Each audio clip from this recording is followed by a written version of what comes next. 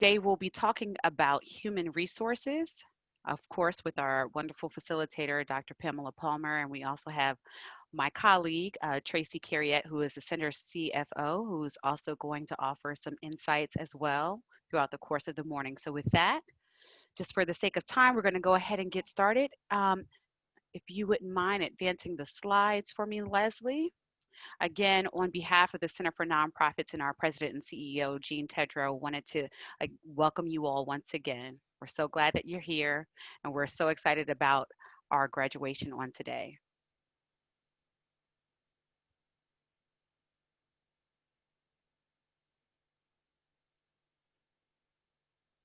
If we could advance to the next slide.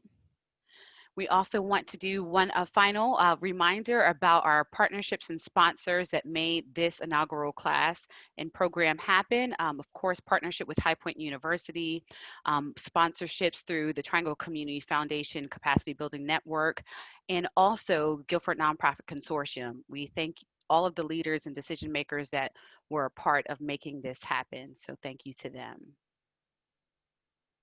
So let's just do a brief review of today's agenda, and then I'll turn it over to Dr. Palmer to get us started. We have our agenda listed here with our introductions. As always, we're going to do a review from our previous sessions on last week. Then we'll jump right into human resources and conclude with our graduation ceremony, and also with our closing remarks, as well as including the link to our session evaluation. So here are the items to your right-hand side of the screen that we'll be talking about on today. So if you have any questions or specific areas that you see listed here that you'd like to dive into, go ahead and formulate those questions. Dr. Palmer and Tracy are ready to answer as much as they can and serve as a resource on today. So with that, I want to turn it over to Dr. Palmer for our last and final session. Dr. Palmer? Good morning, everyone. And wow, here we are. Final session, and I'm standing between all of us and the graduation ceremony. So let's begin.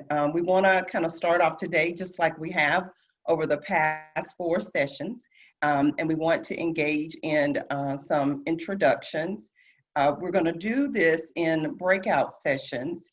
And what we want you to do is to engage in a discussion and share how you plan to use what you've learned in the Institute moving forward. So again, what you and how you plan to use what you've learned as you move forward beyond the Institute. So I do believe Rebecca is going to place us in breakout sessions. And I know we did this at the beginning of our series of workshops, but when we return, I'd also like for us to try that annotate function again and indicate on the map where you are located in terms of county. So off to your breakout sessions. All right, send you all off. We'll have you back in about 10 minutes, would you say? Yes. All right.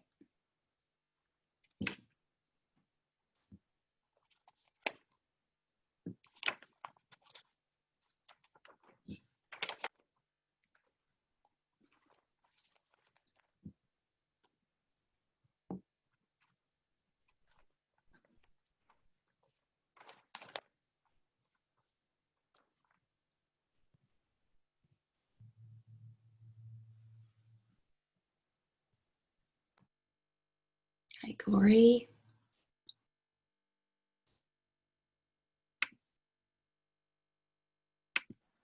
Corey, are you able to hear us? Just nod if you're able to hear. Looks like she's unable to hear. Yeah, Okay. she may be working on that. I wonder if she were to sign out and sign back in. I don't know. That might. Maybe I'll put that in the chat to her. Okay.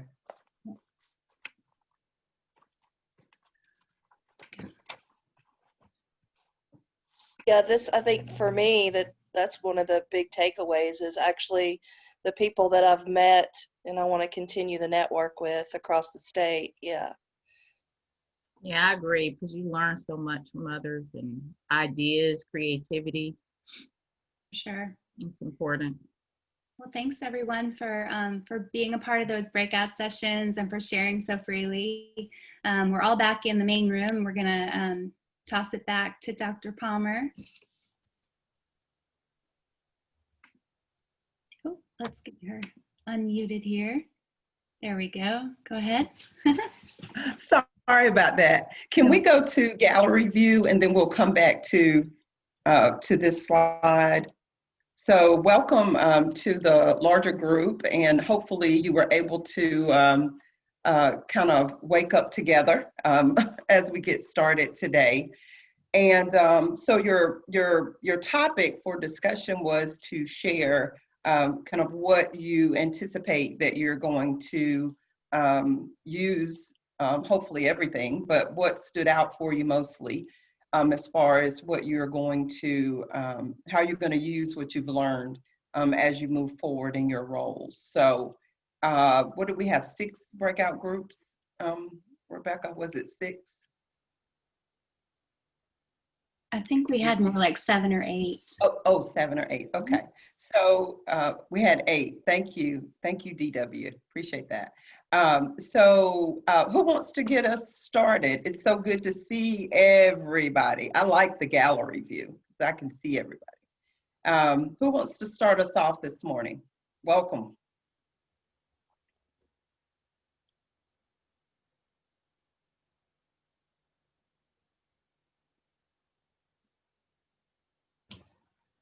Well, I can start. My name is Shawnetta Richardson. My organization is located in Forsyth County by the name of Footsteps. What I have learned from being in these sections is I have a clearer understanding of my role with my organization, because I'm not just the founder of the organization, I'm also the leader of the organization. So it's giving me a better perspective of how I need to address my board, especially when it comes to getting them more engaged, especially with the fundraising, and not be so discouraged about what's going on with the COVID, because it's a learning tool for us, and we need to use this time to learn from it, and because something like this may happen again, so we can take these opportunities now and learn from it, and help better organize what we're doing with our organization. So it's been very, very helpful for me. So I thank you ladies for putting this together. Thank you.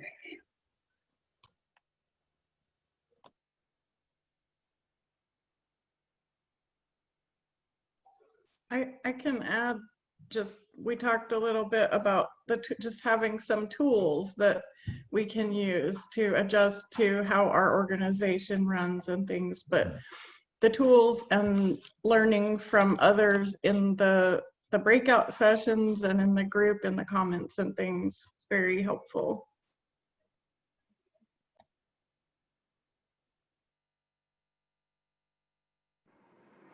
Hi, this is Shauna. I'm driving right now, so I apologize for not being on screen. I think one of the biggest takeaways for me is that this work, I think it was Latoya that had used a word in the very beginning about continuum, and that this work is very, there's levels to it, but it doesn't matter how much experience you have in nonprofit. If you're first starting out, if you've been in it for years, there's always something that you can be reminded of to refresh or to revisit or to reimagine for what this work is, so that you don't feel like you're recreating the wheel even when you are going back and doing something different.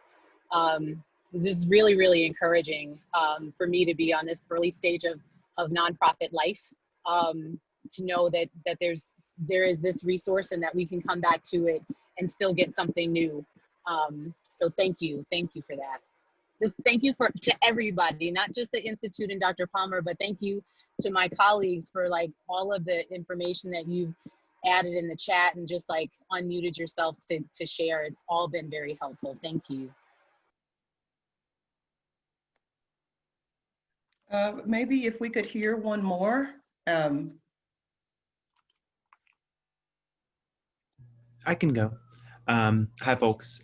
Jerry, they, he pronouns from Charlotte with Charlotte Pride. Hi, Christy. One of the things that's been most helpful for me in this session is I'm only 26. This is my first job with a nonprofit where I've been in such a leadership role. I've been in some other positions that are smaller or different things. And I've learned a lot over the few years that I've been with this organization, but I haven't had the technical language to really talk about it. So this session has really given me a lot of tools in, I know what I'm talking about with this, or maybe I didn't at all in the first place, but has given me the chance to go, this is how I should speak about it for it to be more understood by other colleagues and other partners in nonprofits. As well as I was put in charge of the strategic plan about a month before starting this session, and that session was really, really helpful in beginning my framework for that project. So thank you all around. Thank you. Thank you, everyone. Awesome. So we're going to kind of move forward. You feel free to put your comments in the chat. I know we had more breakout groups, but we're just because of the tight time schedule that we're on today, I just want us to kind of go ahead and get into our content. But if we could go back to the map of North Carolina, and if you could use your annotate function, I think it would be, Rebecca, kind of easier if we used a symbol as opposed to, yeah. So Yep. I'm going to let you take over from here. Jordan, what do you want them to do? They're going to just indicate what county they're in, just as a kind of a reminder of where we started. Okay. So, looks like people, yeah, we got lots of hearts, Yeah. and stars coming up. So you guys know what to do. If you're wondering where that annotate is or you need a quick reminder, it's in at the top bar, it says view options. There's a drop-down list and you'll see annotate in there. You can click on that and pick out your symbol and pop it right here on the screen wherever your county is. Nice. And a note from Jillian that they serve the entire state. That's great. Absolutely. Absolutely. Wonderful. So really, the whole expanse of it. That's great to see. Someone figured out how to use the pen or the pencil, I see too. Nice job, everyone.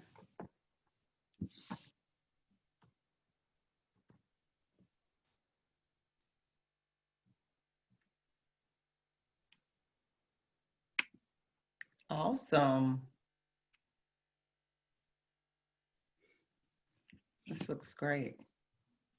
Yeah, we are definitely all over the state. I'll give it just a couple more seconds just to make sure that we capture everybody.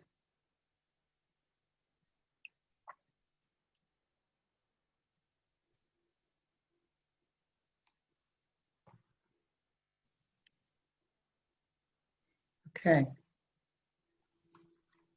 And of course, I'm in Guilford County. So, and I see some conversation happening in the chat. Maybe some of us weren't able to meet each other in the breakout rooms. So I see still just a couple of more notations here.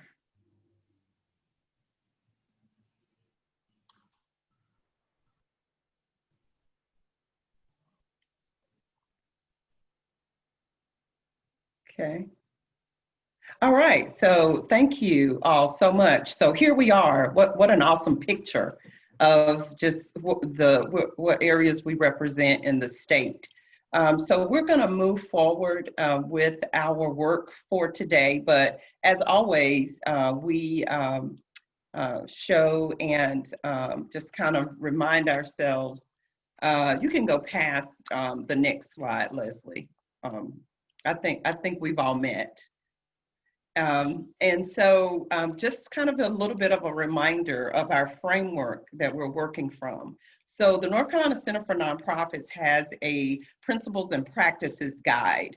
And that guide is established around a more formal capacity building framework for nonprofit management. Our framework includes 12 principles.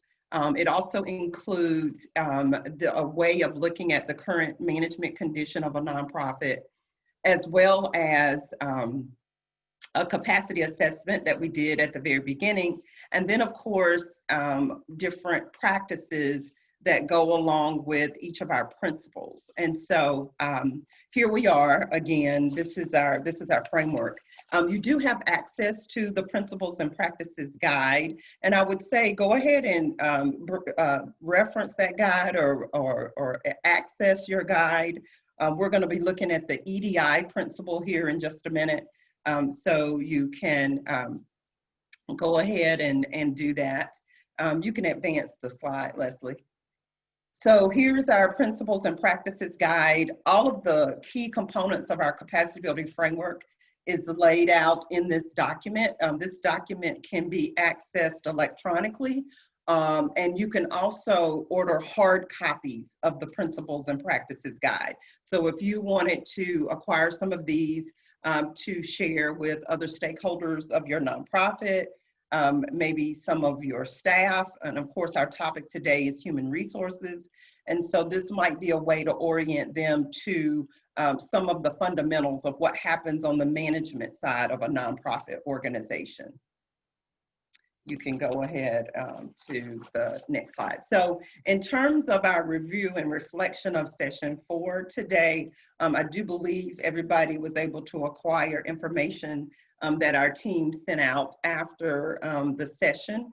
But at the very end of our training last week, we were discussing and learning about the pyramid of giving, the different types of giving, and donor types. And so I wanted us to just kind of start here today, or just kind of review.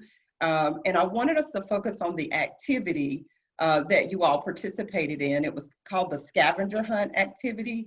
And what we were asking you to do was to use 3 of your handouts.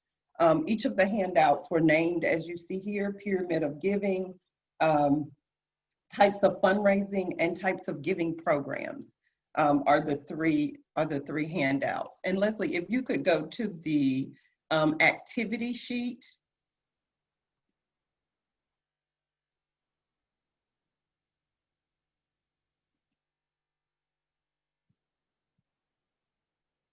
What just happened?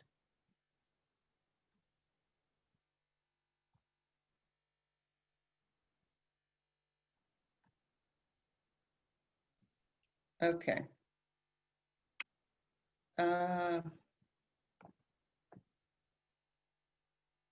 So this was our activity sheet, and we asked for all of us to identify the number of giving programs that was in this sheet, across the 3 sheets. We also asked what are the giving programs, and then we asked for you to, in your groups, to match these donor types with each of the giving programs as habitual, impulse, and thoughtful. And then we also ask a question around what does the pyramid symbolize from your perspective in the context of fundraising. And so there are 3 giving programs that we highlighted. That was annual giving, major giving, and estate giving. What are, in terms of the matching of the different donor types for the giving program? And what I really wanted to hone in on is the different donor types. So we have habitual, impulse, and thoughtful. The impulse donor is the donor that gives for the first time.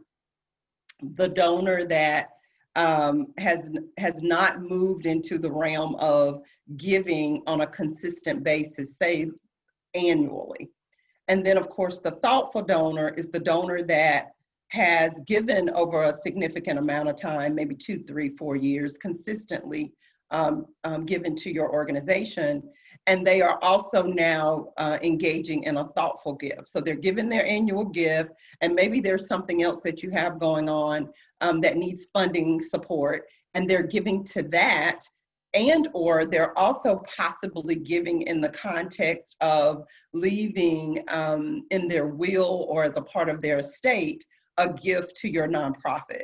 And so when we look at these giving programs, the impulse donor could very well give for the first time in your annual giving. So that would be a matchup there. And then in terms of your habitual donor, could very well do major giving on top of the annual giving, and also may begin thinking about estate giving. Your thoughtful donor then would be giving across the board. Also think about an impulse give as maybe I'm a habitual donor, but there is a funding opportunity that you've had for a while that I've never given to. And then all of a sudden I decide, hey, I'm gonna give to that. I'm gonna give my annual gift. And oh, and by the way, I'm gonna also give a thoughtful gift. And the idea here is that you're gonna upgrade me, right? I'm gonna start off at impulse. You're gonna keep up with kind of my giving, if you can, if I give again or not.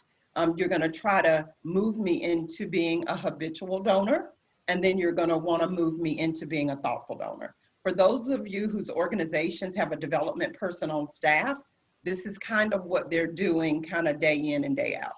They should be studying your database and paying attention to the activity of your donors and trying to be respectfully encouraging to your donors and moving them into across all of these different gift opportunities. If we could go back to the gallery view for the last question, which is what does the pyramid symbolize? If I could kind of hear from you in terms of your thoughts about the pyramid.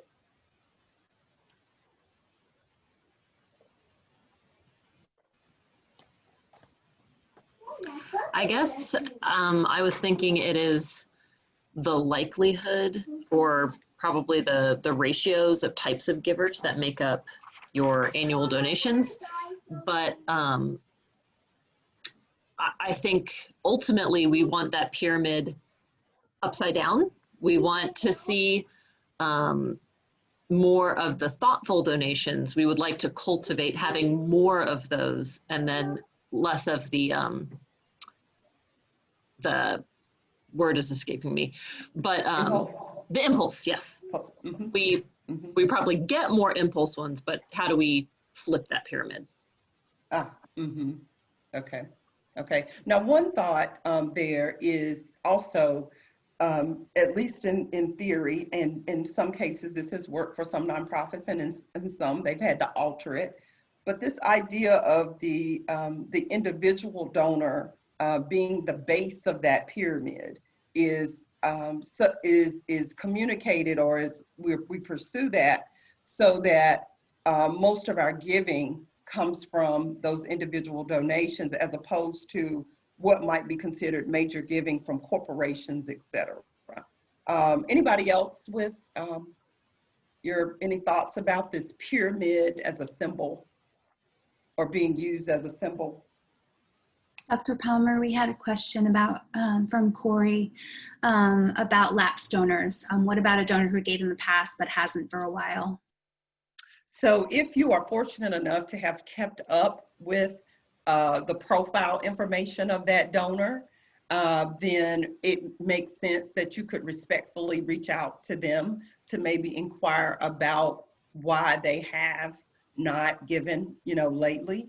But again, that's where that database comes in handy, and maintaining the profile. Now, it may be they've moved away. It may be, something that really, is a real practical and everyday type thing for them in terms of why they haven't given. But that database helps you to be able to monitor that. If you don't have any, if the contact information isn't valid, then you might have to do a little bit more research, maybe find out who recommended that donor and just do a little backtracking that way.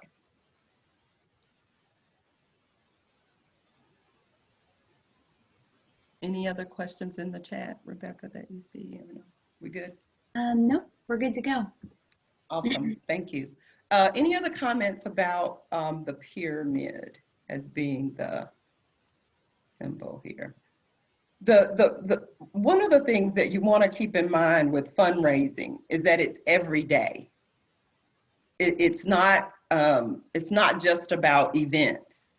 It's not just about the annual, premier event that you do, but fundraising is every single day. And again, I keep going back to the donor database. I keep going back to making sure that you have adequate information about who is giving, when they give, and why they give. And that's what helps you to engage in upgrading me as a donor. It's really keeping up. And then the big thing that we all hear all the time about fundraising is the ask, actually asking for a donation. And so those are the things that I didn't want us to move on to our next topic before we just kind of revisited some of that. The last thing I'll say, and if you have any comments, questions, please use the chat. Diversify where your dollars are coming from. Diversify where your dollars are coming from. There is information out there about fundraising regarding, the average person gives to about 7 to a dozen entities in a given year, right? So people are giving. There's another fact out there where the number one giving place for most people is their religious affiliation, if that is a part of their lifestyle, but also education. So those entities kind of rise to the top. And if the average person is giving to at least 7 organizations, or I shouldn't say organizations, 7 entities, or they're giving for 7 different reasons, if that is in fact true, then you want your nonprofit to be one of the 7. And that's what you're aiming for. That's what you're aiming for that individual donor.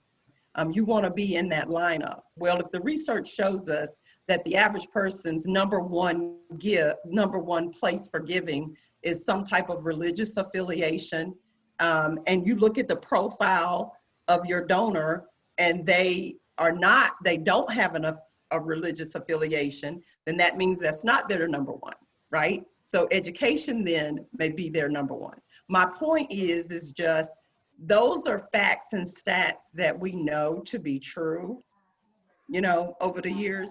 And so that's the kind of formulation you want to engage in terms of deciding how you're going to identify prospects, maintain the current donors you have, and then make the ask. Any questions before we move into our next topic? Dr. Palmer, I was just going to say that this has been my responsibility at a couple different nonprofits fundraising, and I think one of the key things you said is that this is an everyday experience, and that I think probably there are a number of people on this call, depending on the size of your nonprofit, that if you don't have a staff person dedicated to this, that is a really daunting thing to say and to keep up with. And so then that task has to be spread out to really all your staff members. And I think one of the things that, maybe this is just a guess, that you might hear or is kind of grumbled under the surface is, well, that's not my job. That's not in my job. Or I don't like to ask people for money. And so I think that it's a really key thing to include on everybody's job description as part of your, when you're hiring people, to let people know that at some point during the year, they are going to have to ask people for money as part of what they do, that they work for a nonprofit, that maybe it's around event time, that fundraising is a part of their task. if that is the way that your organization works, especially if you're in a smaller nonprofit. So just wanted to put that out there.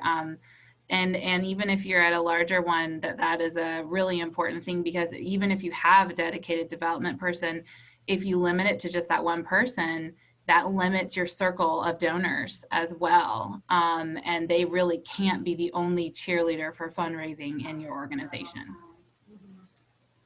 I agree, and well said. Most definitely. That might require a little bit of a culture change if that isn't the case in your nonprofit, that the responsibility is all of us and not just one person. Well said. Thank you. And I don't think it's just in a small nonprofit. I think it's regardless of your size, it has to be everybody's responsibility.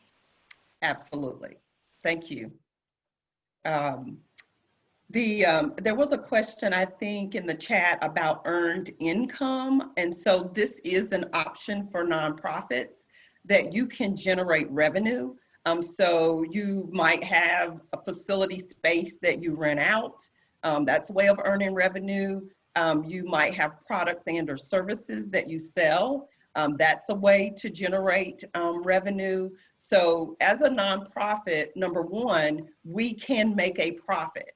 You know, some think because we're a nonprofit, we can't make a profit. Well, we can. And so one way to diversify where your dollars are coming from is possibly, it's not feasible for every nonprofit to engage in earned income, but for some, they very well may be. I'm not sure what the specific question was about earned income. That's kind of an overview.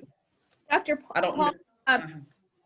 Hey, I was the one that asked the question, and I feel like a lot of the arts organizations do have like a pretty significant earned revenue line because we do classes or sell tickets, things like that.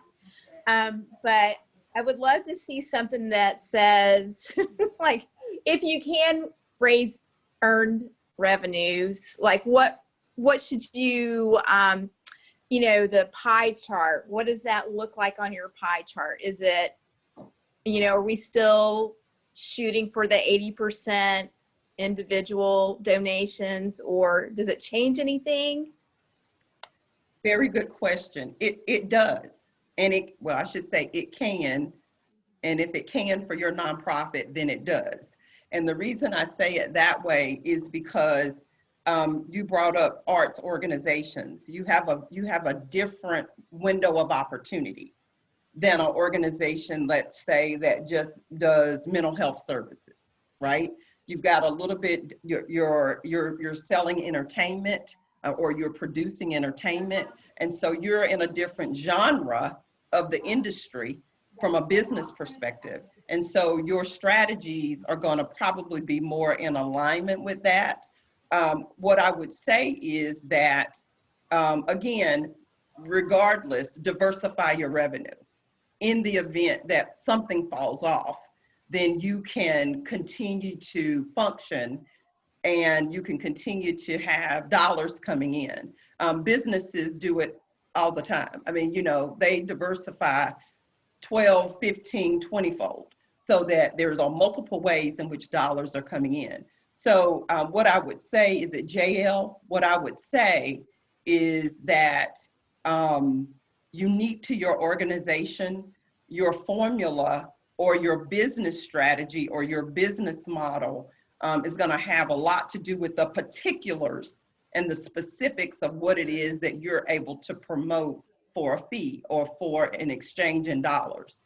There is no one way to do it. I'd have to know a little bit more about specifically what you all are doing now, and you know, what does your individual giving look like? I mean, if you're getting a significant amount of dollars from individual donations, we definitely don't want you to back off of that. So, but that the pie chart then would still be diversify 3, 4, 5 different ways in which dollars are coming in. If we're just looking at earned income only, then we'd have to really look at what your portfolio looks like and what it is that you're currently doing. Does that help? Seeing people nodding their heads, yes. Okay, all Um, right, good. We did Okay. have a question and a thumbs up from Christy. Thanks, Christy. Alana had a quick question. Can you share more about the NC solicitation license? And this came up last session, I believe. So anything we want to share about that? Yes, so one, I'm going to divert to the North Carolina Secretary of State's office because I don't work for them. But there is a application process that your nonprofit should engage in. There's a series of questions that you have to answer in order that they then give you feedback as to whether or not you need a solicitation license or not. So there are some specific questions there. If you go to the Secretary of State site and you look under public charities, you're going to look for, I don't think it says actually solicitation license. I think it says license. So it may throw you off a little bit. I've been on that site quite a bit in the past month. So, but you would go there and then you would complete that application. There is a threshold, but right off the top of my head, I can't remember what it is. There is a threshold. I think it might be 50,000? No. Less than 50 or 25, one of those. 50,000. Again, I don't work for the Secretary of State's office, but you just go there. It's real simple. They are, I don't think they're working, I think they're virtual for the most part now, but they're very responsive. I just work with a nonprofit to reinstate their license. So that's where you would go for that information. And there is a threshold as to the state of North Carolina wanting us to have that license if you're going to be raising money above a certain amount. Right. Thank you, Dr. Palmer. And Leslie, you beat me to it. Thanks for putting that link in there in the chat for everyone to go to the Secretary of State's office. And it's a pretty inexpensive fee. I think it's like $25 for the application. Yeah. It's renewed annually, but it's a pretty easy process once you know if you're qualified, if you need it. Thanks. Yeah. Any other questions there? I think that's all we have. We did have some great chat just back and forth with people sharing great ideas. Someone had asked about CRMs that folks are using that are a little bit less expensive, maybe options. I know I've worked at nonprofits where we didn't have the money for a CRM. We were working from spreadsheets and it was kind of a nightmare. So when you reach a certain threshold, it is nice to be able to bump up to a nice CRM, even an entry-level one. So I love seeing the recommendations here. That's great. I think that's all the questions we have for that section, though. All right, great. So if, Leslie, if you could take us back to the slide that has the agenda. So we're going to move into human resources. We're going to finish this topic, take a little break after that, and then we'll come back for graduation. So that's kind of what we're looking at in terms of how we're going to spend our time. We're going to focus on recruitment, retention, and reward. Recruitment, retention, and reward. And these are the items that we are going to focus on. So if you want to take a quick picture of the screen, you'll have that list right in front of you. And I'm literally going to go down our list and just talk about this. Your handout information is in this order. There might be one or two that I might have shifted a little bit, but for the most part, we're going to just kind of walk right through these different elements. Now, there is a whole lot more that we could talk about in relation to human resources, but we're going to focus in and hone in here. You have quite a bit more links in this particular topic because a lot of what we're talking about has to do with your nonprofit being an employer, right? So you are an employer. You employ individuals into your organization. And in that context, we're looking at, well, how do you recruit your employees? How do you retain your employees? And what can you do to reward your employees? And so that's kind of what we're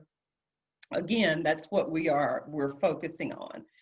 We're going to begin by talking about some guiding principles and values as it relates to human resources. And so in your handout document, We have this labeled as your introduction, and we want to hone in on equal employment opportunity and also equity, diversity, and inclusion, specifically as it relates to the NC Center's principles and practices. And so if we could take a look at your handout that we provided, this is a list of the federal statutes. And I'm going to have Leslie take us there if she would, just so that we kind of have it on the screen and also in our handout. So these are statutes. So this is, if your nonprofit is an employer, then these are the elements that guide that. And what we did is went ahead and put the links there so that you could see the different acts. And also, we specifically put a link there in terms of the law. So there is a EEOC commission. This is an organization that provides information about how to be EEO mindful and how to employ practices that are in alignment with the law. And so we went ahead and put that link there for you as well. When you look at the fourth item in our list, the Civil Rights Act of 1964, here's where this focus of equal employment. This is where where we kind of focus on that. And then of course we have other laws that were instated, after that. And I always say, just be mindful of if human resources is not your position in your nonprofit, it's important for you to be mindful of what the rights are of your personnel, or what the rights are of the people that are employed with your nonprofit, and also your volunteers, because they are human resources as well. So here is just the general list of all the statutes. The other thing we wanted to highlight as a guiding principle for your nonprofit is equity, diversity, and inclusion. So I don't know, Leslie, if you can pull up page 9 of the PMP guide. Again, everybody has this, so I'm just going to go ahead and continue with the explanation as she's pulling this up. But what I wanted to point out to you in the PMP guide is the specific practices that align with equal employment.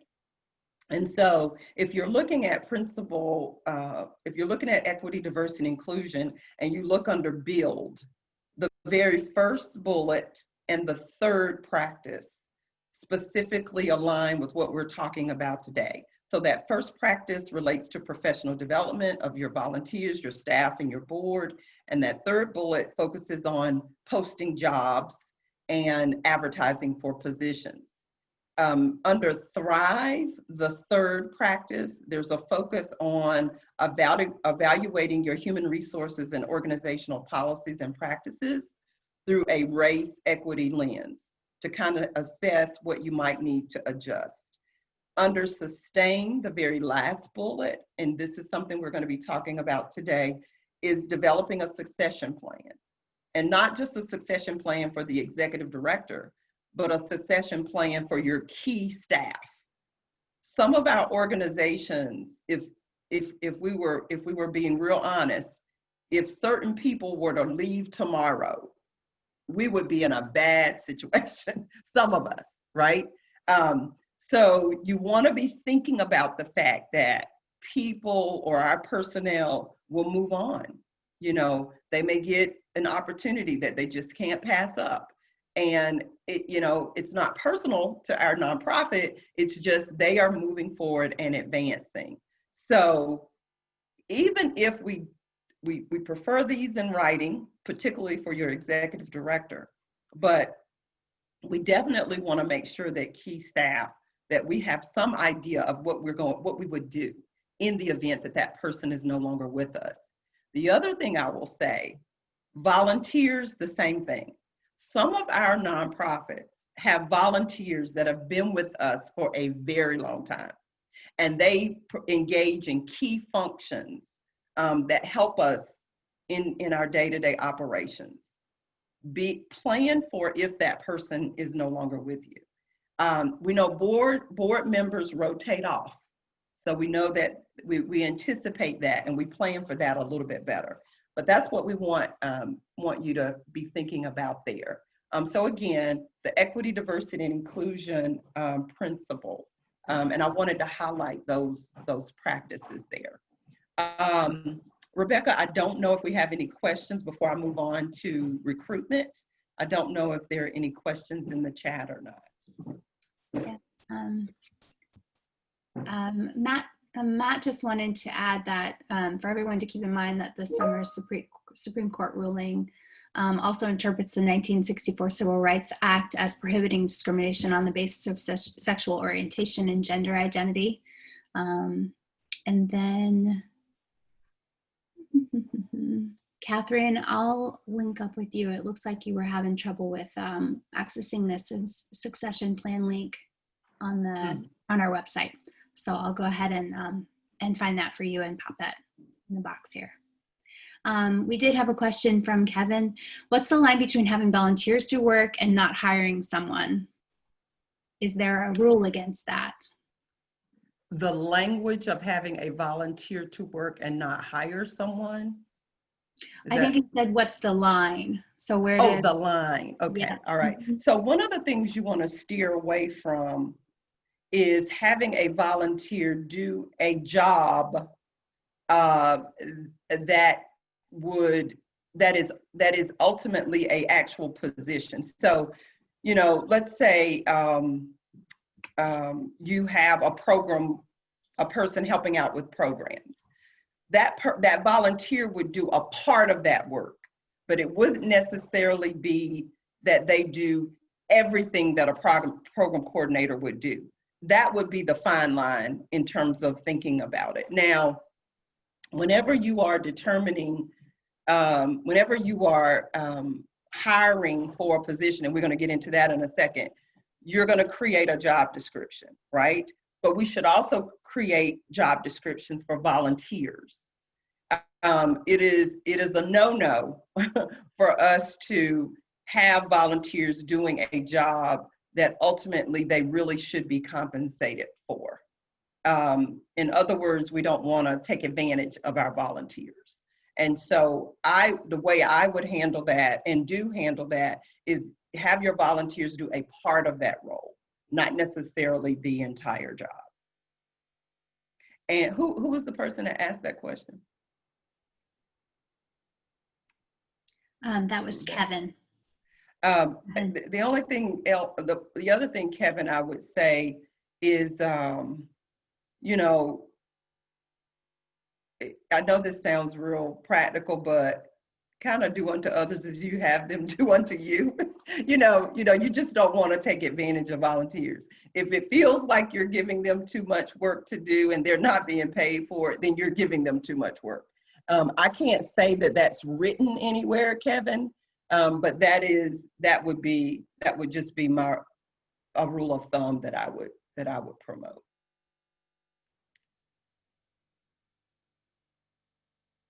Okay. Any other questions about that before we go into recruitment? No. Okay. All right. Yeah. Great. Thank you. Okay. I saw a question about not having your volunteers do your social media. I think I saw that. I am a witness to that. I do think that the executive director, even though they may not be doing the mechanics, but they need to be in the loop on everything that goes out and that happens through social media. And I think that it also needs to be, there needs to be intent around making sure that what is being shared through social media, that it's been approved and it's been signed off on. Because some of us, post every photo, every photo is fair game. And for an organization, that's trying to maintain credibility and trying to have a really good public image, you don't want, just, you want there to be a production. You want there to be a strategy with how you're putting information out in social media. I saw that and I just couldn't help myself, but yeah. So so definitely do that. All right, next slide. So in terms of recruitment, I just want to mention a couple of things before we get to looking at specific jobs and looking at positions. So let's see, background checks. And there are different ways in which we can do background checks. One is you could do statewide, you can do national. So there are different levels of background checks. There are also services that you pay for that when you need a background check, you submit your information and you get that information back. So that's what I would say there. And then conflict of interest. We have conflict of interest policies for our boards of directors. We have conflict of interest policies for our volunteers. And we most certainly can have conflict of interest policies for our paid staff or our employees. And so, and this also has a lot to do with the kind of services that you offer as well. Some services offer a different level of maintaining or there are resources and information that are being disseminated from your nonprofit. And if there is a conflict of interest, if there's a potential for it, you want to make sure you have the policy in place. There are lots of examples out there as well in terms of conflict of interest. Let's see. The next thing that we are going to focus on is specific positions and job titles. So if we are going to hire individuals, it's important for us to have job descriptions and to create job descriptions.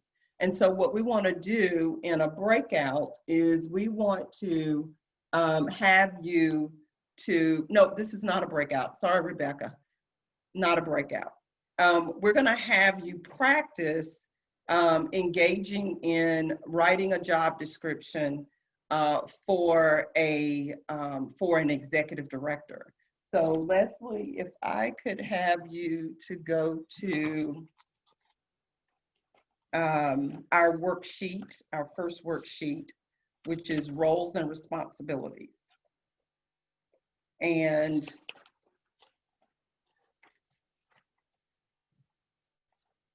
thank you. So here is the worksheet in your packet. And what we want you to do is we want you to fill in with bullet points information specifically for an executive director. So we're all working on the same type of job here.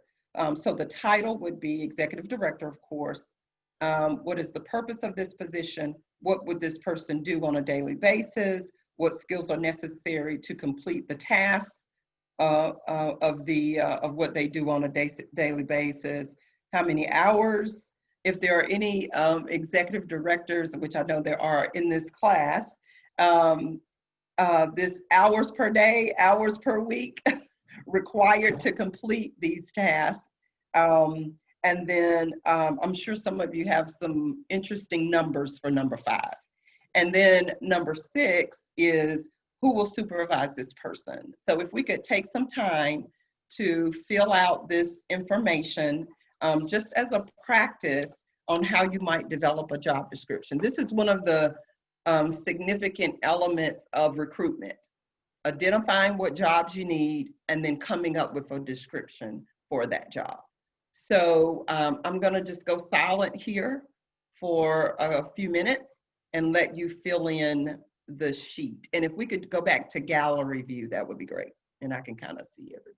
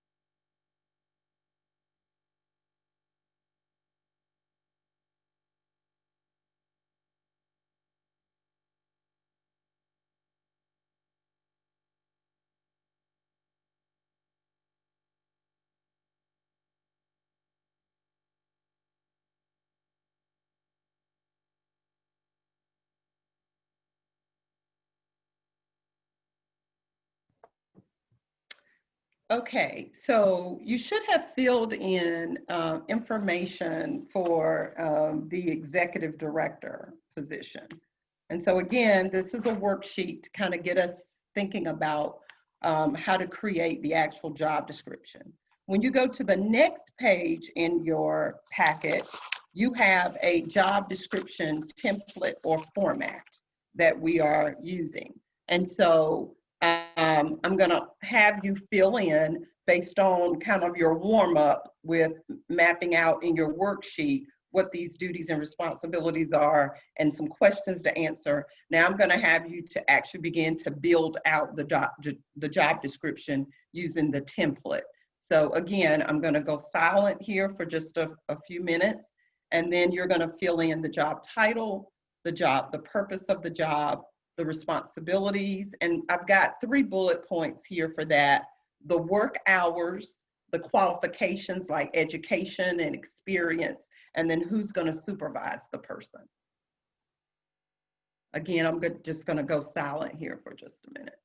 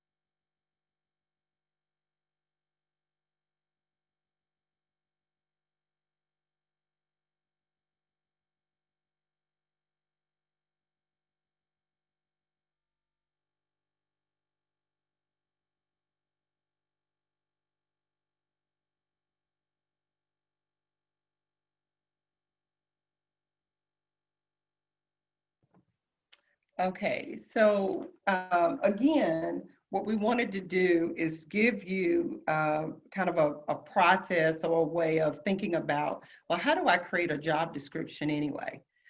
There are resources out there like the Occupational Outlook Handbook that helps us to be able to understand jobs and how to frame them in terms of positions. You have 2 links around volunteers in terms of volunteer management. And one is the Association for Volunteer Administration, I think is what that acronym stands for. So we have a link there for you in that regard. So again, if we're going to recruit, then we need to think about what our needs are in terms of skills, knowledge, experience. We've got to craft that description, and then we've got to make that announcement that we are looking for that individual or that type of professional or volunteer. The next item on our list is compensation. And we're going to put a link in the chat for you, but I'm going to have Leslie pull up the determinants of compensation. There's a source that we have used here that I've, in doing my research over the years, I think it's important for you to have some type of a formula, for lack of another way of saying it, in terms of what do you use to determine compensation. The North Carolina Center for Nonprofits disseminates a salary survey report each year. And I don't know, Rebecca, if you want to speak to that or kind of speak to the salary survey. In Guilford County, the Guilford Nonprofit Consortium just released its salary survey locally.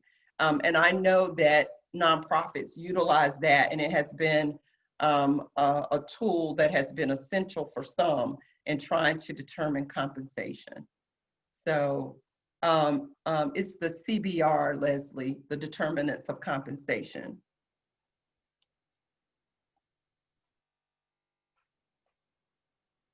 Thanks, Dr. Palmer. I'll go ahead and provide the link in here for our compensation and benefits report that we partner with Association Trends for. Members get a discount. Members who participate in the survey each year get an even greater discount. But I'll pop that here in the chat if you all are interested in learning more. There's one for North Carolina itself, and then there's one for the whole country. And so this is but one example, but we did want to give you an image or a visual to help you to think about how do you create your own determinants of compensation tool. I do think this is unique to every nonprofit. So to begin with, what is your pay philosophy? You know, and that takes us to this other item on our list, the living wage. You know, is it your pay philosophy that the individuals that are your employees earn a living wage? And then everything else is patterned after that philosophy. We just went over the different laws as it relates to equal employment. I would suggest also in terms of hiring practices, the Department of Labor, we put a link in your handout sheet for that. But again, while we have policies with the Commission, Equal Employment Opportunity Commission, we have laws, and those are required of us. But we also, I think it's important to have an approach to recruiting that is unique to your nonprofit based on your values, based on your beliefs, your mission, your vision, and all of that. This is just but one way to look at it in terms of this image. Think about external competition in terms of individuals possibly recruiting your staff away from you. So you want to think about that. Internal consistency in terms of what are going to be some of your practices in terms of bringing people into your organization related to compensation. And then are there any individual considerations? What you want to put a note here is individual considerations in alignment with the job that you're trying to recruit for. So we just did an example with the executive director. And so this idea of looking at compensation based on when you hire them, but also over time. You know, how is this individual or this position going to change in terms of compensation over time? On the left side of this image, notice at the bottom, general level of pay decisions. So these are some general ways of thinking about determining compensation as it relates to any position. But of course, today we were focusing on the executive director. And if I could, Leslie, go to hiring practices, if you could go to that link for me. I just want us to see what the EEOC, kind of where that is in that resource. Dr. Palmer, this is Tracy. Could I say one thing about compensation? I just want to remind folks that in the 990, it asks about your process for determining compensation, particularly for the CEO and other key employees over the organization. And if you say yes, you have to describe your process in Schedule O. So really important also for this purpose that you understand that and have background or data, whatever it might be, to help you explain how you set compensation for key employees. Yes, thank you so much. Thanks, Tracy. And remember, we looked at the 990 last week. when we were focusing on financial management. That is a report to the IRS that our nonprofits do every year. Again, oh, I'm sorry, Rebecca, you were going to say. That's okay.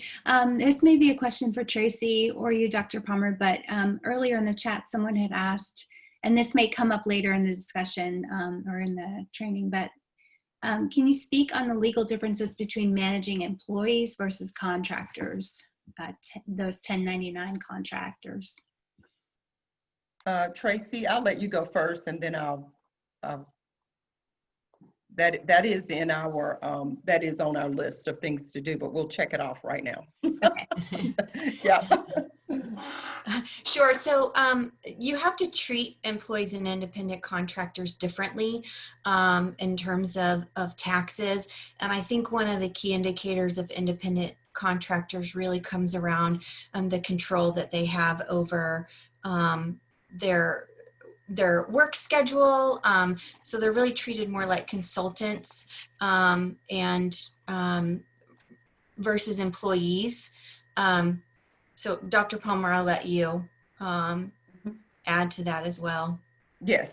So one of the things that you want to, and Leslie, I sent you a link through email.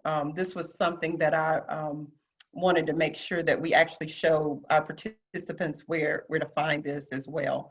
But there is the Internal Revenue asks us to pay close attention to whether or not we're using independent contractors in a way that really they should become employees. Independent contractors, I think of it this way.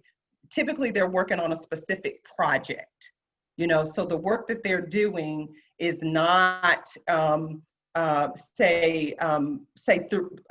throughout the day-to-day work that you do. They have something very specific that has a beginning and an ending to it. And I think a practical way of thinking about it is as like a project, as opposed to them, you know, reporting in on a regular schedule and they're doing the same job every day. If that's the case, they're an employee. They're not a contractor. I mean, that's how I always explain that element of personnel or that type of personnel. And the Internal Revenue is very helpful, as you can see, on helping us to understand the difference and how we go about I guess designating or characterizing those individuals. Thank you. And then a quick follow-up question from Stephen. Do you have contractors sign conflict of interest? If so, do you have an example? Yes, you do and should have contractors sign a conflict of interest, in particular if they are producing a product for you or they are producing a service for you, and that product or service in the end is owned by your nonprofit. So yes, and sometimes some organizations might have you sign a non-compete, you know, depending upon what it is you are working on for them. Again, every organization is different.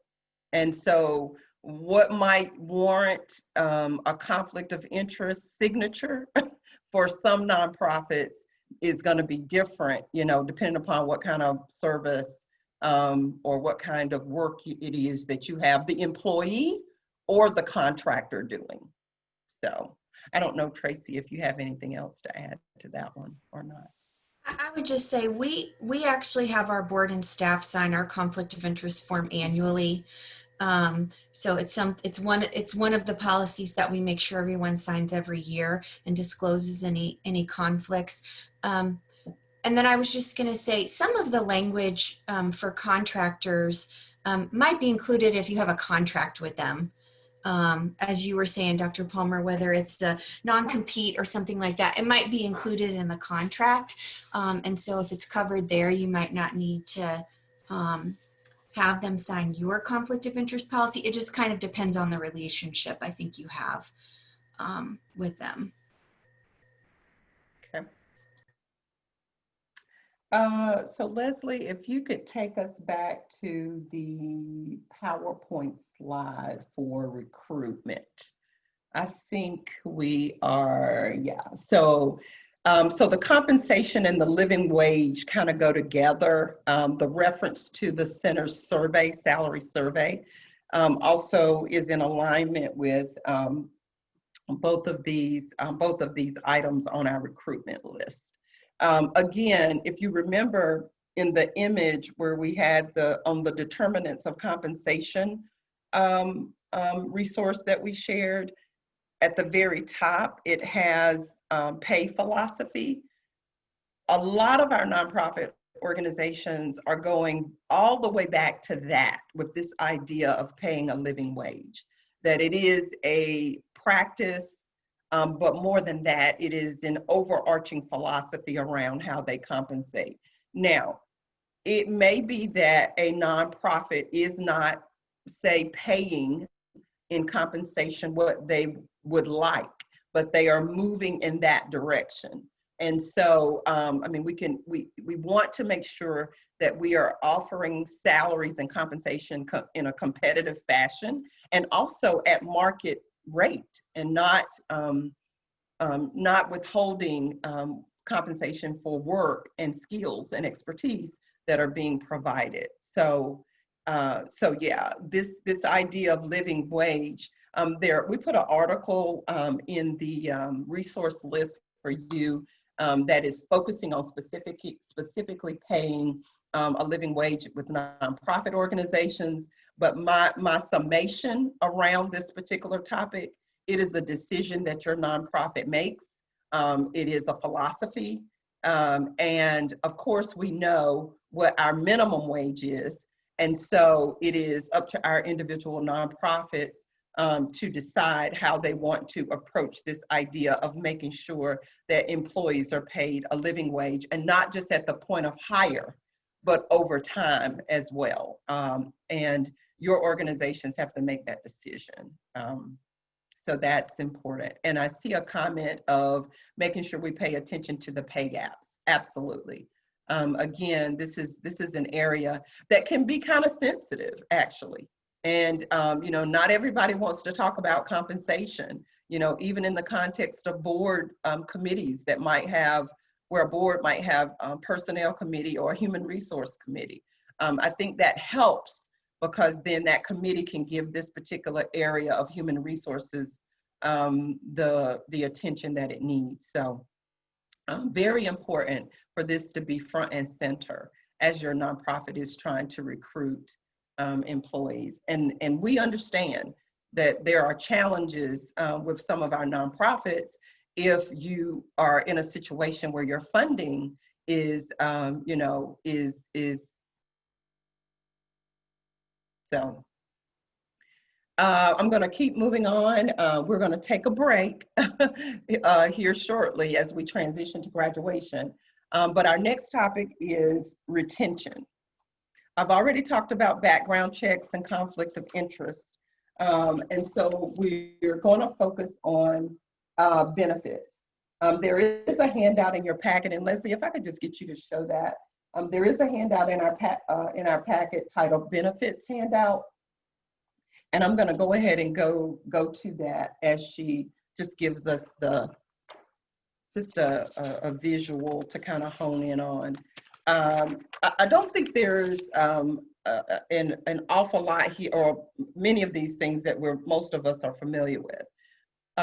But sometimes our nonprofits have to get real creative with benefits, especially if resources are limited. Flexible work schedules, sometimes that's a benefit for some. Self-care opportunities, you know, opportunities, some of the work that we are all doing, you know, can be quite stressful, depending upon what the work is and who your programs are serving. And so to offer your employees and volunteers an opportunity to break away or respite from their work in a way that helps them to take care of themselves. And so promoting this is very important. Discounts, I know of some nonprofits that partner together, some of the executive directors. Say if you're the executive director of a YMCA and you've got other nonprofits in town, maybe there could be some discounting of nonprofits, some of your staff from that Y. So there are ways to kind of look at that as well. So looking to other nonprofits and how you can kind of work together to support your employees. Work-life balance, professional development, finding ways for your staff and your employees to grow and develop and learn more. And so that's important. Rebecca, I see some questions populating. I'm talking, but I can see them, see some comments and questions at the bottom of my screen kind of popping up. So Yeah. I don't want to overlook anyone. Yeah, so people are sharing details about the salary benchmarks and how they're determining those cost of living increases and pay gaps, as well as making the case to their board. So they have actual data that they can take to their board to justify pay increases and living wage increases. A question from Nada, does anyone have any advice on fairly compensating interns?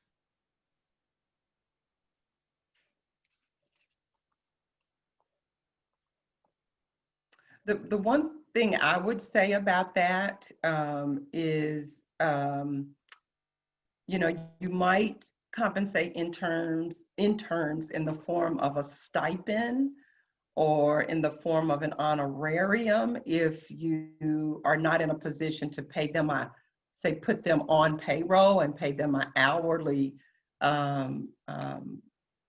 wage. Those are ways that you can do that. You can also offer maybe some type of scholarship-oriented resource to them that may not necessarily be in the form of compensation outright, but it does give them something in exchange for their work. I don't know if anybody else has any thoughts about that. Tracy, do you, as far as interns? There are various ways in which interns are compensated. I would just say in general, it's not just about the hourly compensation, although that is definitely an option, but you could do some other things. Yeah, we tend to go the stipend route, where for our paid internships, and so that's what we've done in the past. And even with interns, going back to the living wage, I mean, we try to keep that philosophy with our paid stipends as well. Just realizing that, you know, if possible, we want to have that philosophy for internships as well as with our employees. Okay. Are we okay? The next task for us is going to be done in a breakout room. So Leslie, you can go ahead and go to the next handout. I just want everybody to see what they're going to be working on. So you have a employee relations program at the top, employee retention strategies at the bottom. This is our kind of visual of how you might think of one of the individuals that volunteer or work or employed with your nonprofit. So they bring their experience, their expertise, and their education. We also expect them oftentimes to partner and collaborate with other resources that are in alignment with their work. We also expect them to be ambassadors for the mission and vision of our nonprofit. And we all know too, working in nonprofits, a lot of times you self-direct. So individuals, oftentimes it's important for them to be able to work, you know, on their own. And then also, while a lot of us work and volunteer with nonprofits because of the cause and the mission, that then is in alignment with being self-motivated. So what we wanted you to do in your breakout, the very next handout in your packet is a worksheet. And we want you to have some discussion around we want you to have some discussion around some strategies or some examples that one might use in the context of employee relations, enhancing employee relations for your employees, and also an example for retaining them. So we have paid staff, volunteers, board of directors, and in italics, we put program participants and donors. That was just kind of a little bit of an add-on, because you can also think about this in that context as well, although our focus is the top 3 for your breakout. So you're gonna give an example of, together, you're gonna give an example of each one of these. Any questions? If we could go to gallery view real quick before we go into the breakout. So again, oftentimes as nonprofits, we have to be creative in how we create benefits for our employees, and again, also for our volunteers. Any questions about your task going into the breakout? Okay, Rebecca. All right, I'll go ahead and open up the rooms. And how many minutes are we given? Let's give 5. All right. All right, here we go.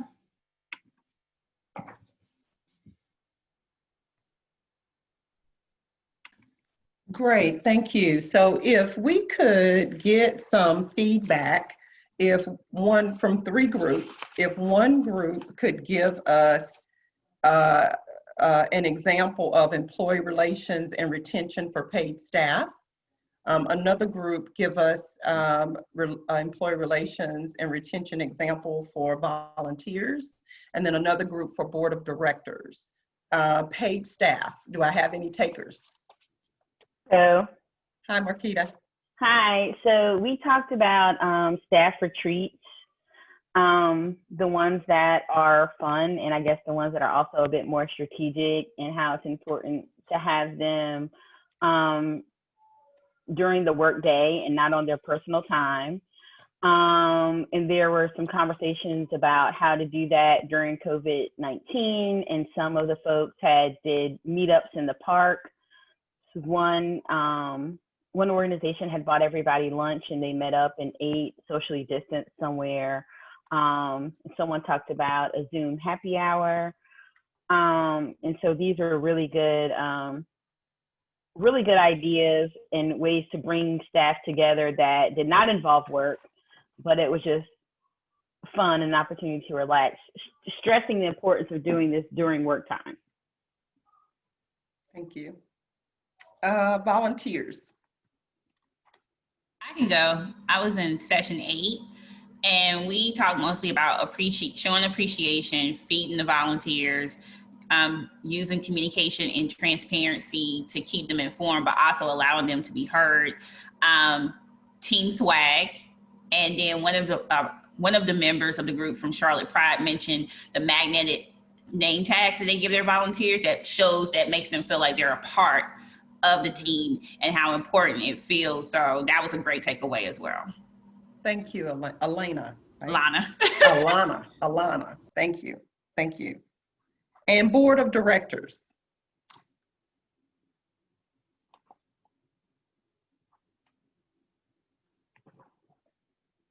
Yeah, I'll jump in because I really liked an idea Christy had, which was they had a virtual trivia game with their board members, and it was designed to feature things about the organization that were trivia, and apparently that was really well received. Thank you. So again, we just want to provide you with a framework for thinking about how you might establish an employee relations program, and also how you might engage in some strategies to retain your employees. And again, we know that some of our nonprofits have limited resources. And so again, it may be worth just kind of scanning other nonprofits in your community to see what types of opportunities there might be for you all to work together and exchange resources that you could ultimately offer up offer up to your employees and to your volunteers. We're going to go to employee handbook, but before I go there, I just want to point out that we do have, as a part of retention, having a grievance process and policy for your employees and your volunteers. That's very important, that they know that there is an outlet for them if they find themselves in a situation where they need to express a grievance. And then also, we've already talked about succession planning. So if we could go to the employee handbook, we just want to show you a table of contents of what might be included in an employee handbook. And again, this is going to vary from one organization to the next. So you can see there these general employment policies that would be a part of that. You can go ahead, Leslie. Employment status and what that means as it relates to different employees, what recruiting and hiring is, how it's structured, and also compensation, workplace policies, and then benefits, which is what we've been talking about today.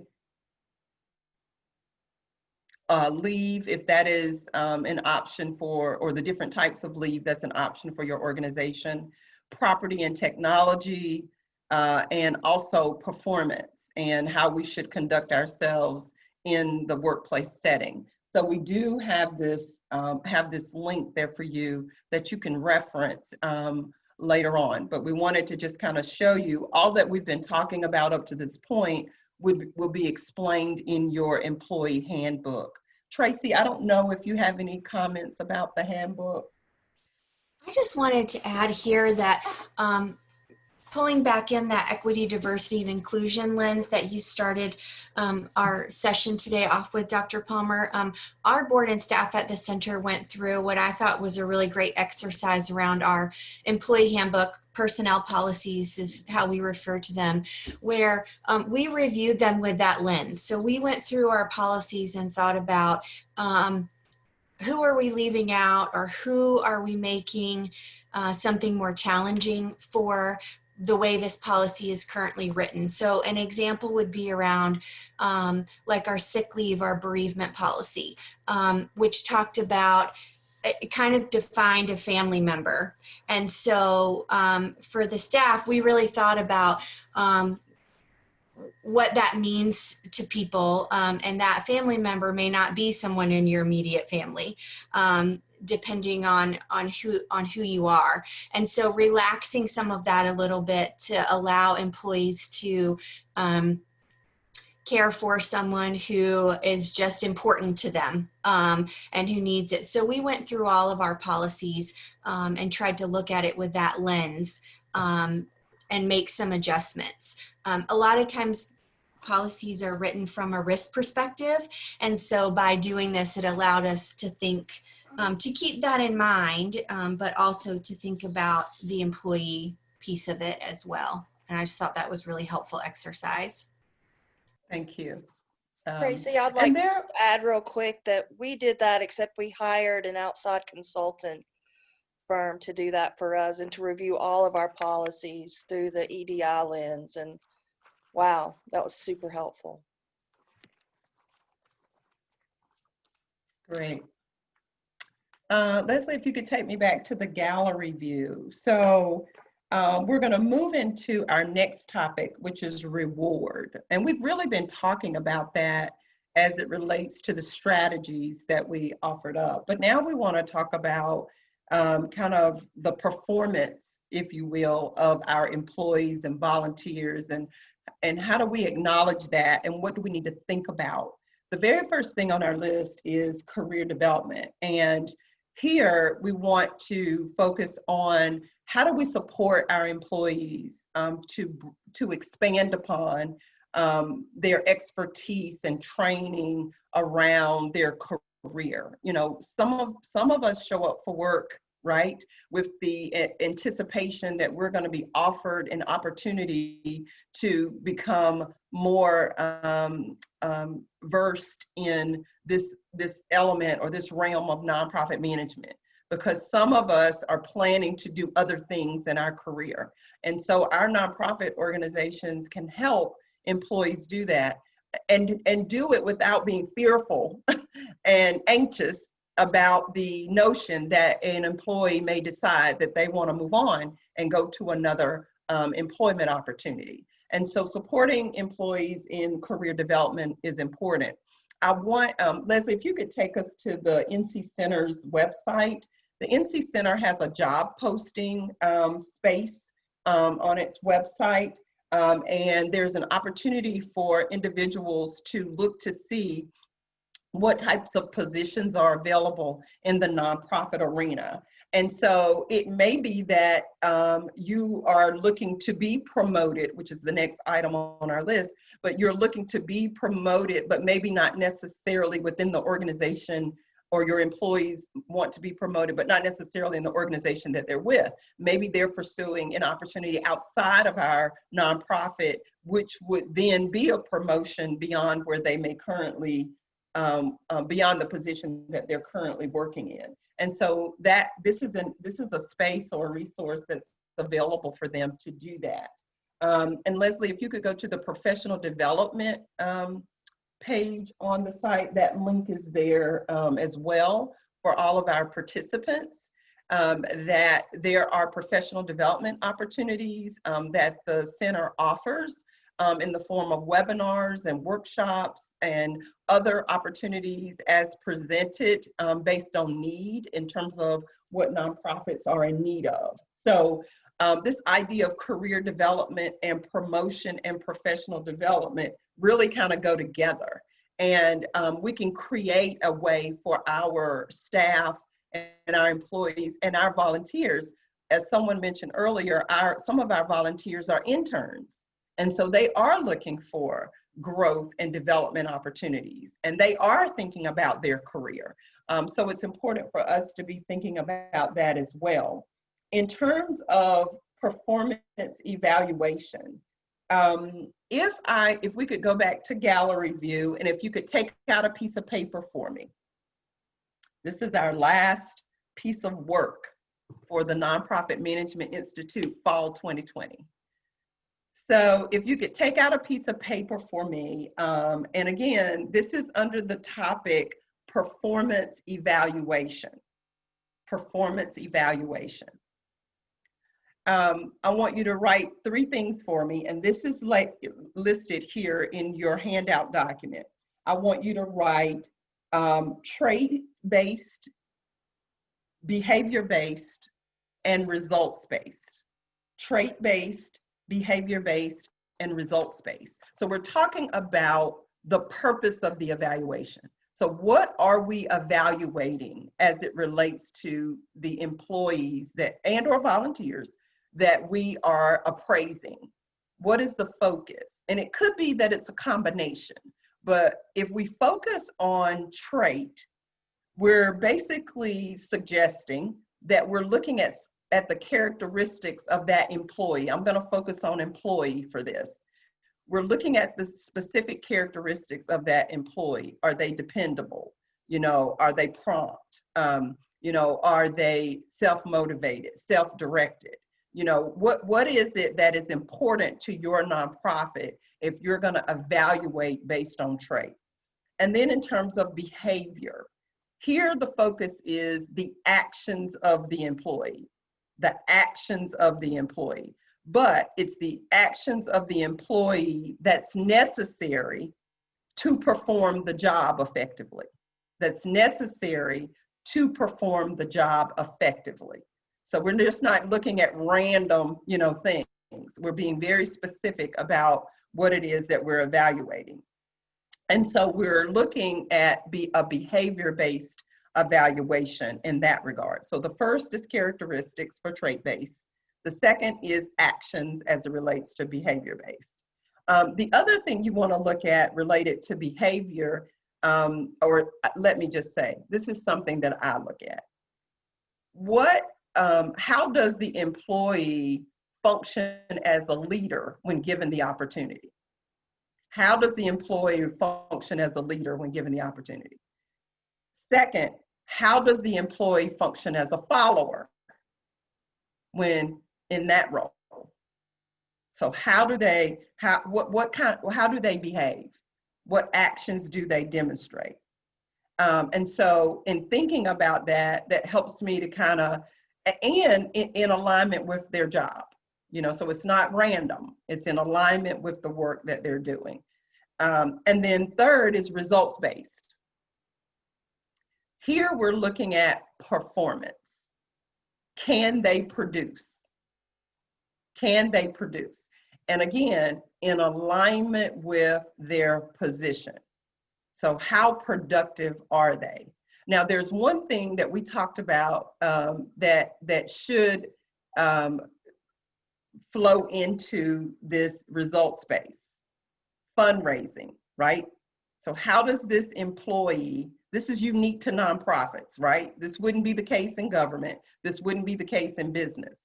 So how does this individual support, you know, bringing those dollars in? It seemed as though there was somewhat of a consensus in our class that this is everybody's job, right? Everybody should be contributing to this.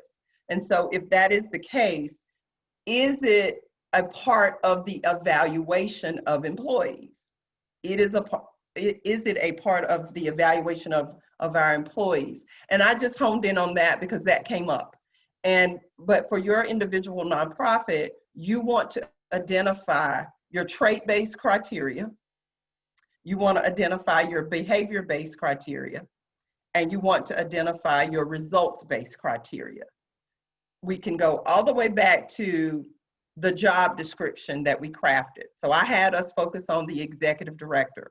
We did the roles and responsibilities, then we put it in a job description template in a format.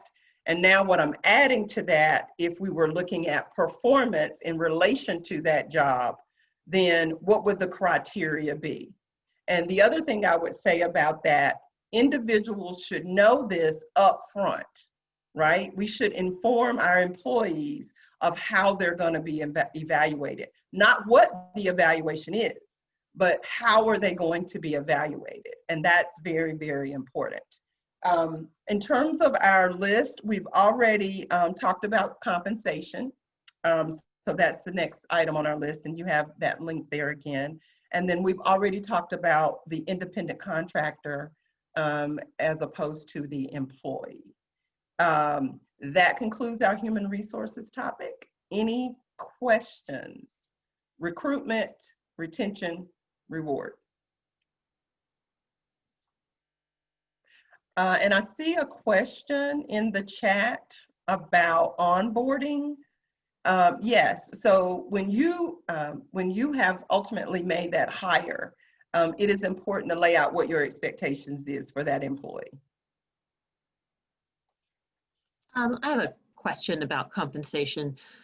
To what extent should nonprofit employees reasonably expect a salary increase schedule, which is, I think, more customary maybe in the corporate world, or like a regular cost of living increase? Is that like something that we shouldn't expect at all in the nonprofit world? Is it something that we should try to stand up for? What previously I've always worked for municipal agencies where it was much more codified. Yes, very good question. And my answer is yes, you should expect. You should expect to be compensated for what you're worth. Contextually, you do have to look at the capacity of that particular nonprofit to do so. But you should most certainly expect that you're going to be compensated a comparable wage to what you bring: education, skills, experience. Now you may have to engage in some negotiation with that based on their capacity. I do think the leadership of nonprofits, and when I say that, I mean our executive directors, our board of directors, I highly encourage, and the expectation is that they are going to work diligently to take care of employees from a compensation perspective. Contextually, you do have to look at capacity. But the key word that you said was, should you expect that? Yes, you should expect that. Thank you. I have a question about the evaluation, because I know that just tends to get lost in the sauce, and unfortunately a lot of times a year will go by, 2 years will go by, and no one has been evaluated or reviewed, and there's nothing set in place to know, because everybody's so busy doing the work. So do you have any tips on how to be intentional, like not just with new hires, but also like with establishing or reestablishing a bar of evaluation so that people know what to expect and are actually asking, hey, are we doing this? Like, is it better to do it around the end of the year, the beginning of the year? Thoughts? Oftentimes, and I'll try to answer all of that, or at least respond to all of that. Right. But oftentimes evaluations are done on anniversaries, so around your anniversary time. So that's customary. The other thing is that human resources, and that is evaluation included, is a management function. The executive director is responsible for managing the day-to-day operations of a nonprofit, of which evaluation is a part of it. And so at the same time, the board of directors should be working along with that executive director to help to make sure that employees are adequately taken care of in the context of being evaluated. So if there is some lacking there, then I would go back to that executive director and say, you have to make this a priority. And then highly recommend to your board that they make this a priority. That individual is the person in the organization who's responsible for that. Can that be challenging? Yes, it can be. Is it easy? No, in some cases it is, and then in some cases it isn't. But it is the responsibility of the leadership of that nonprofit to take care of our employees in nonprofit spaces.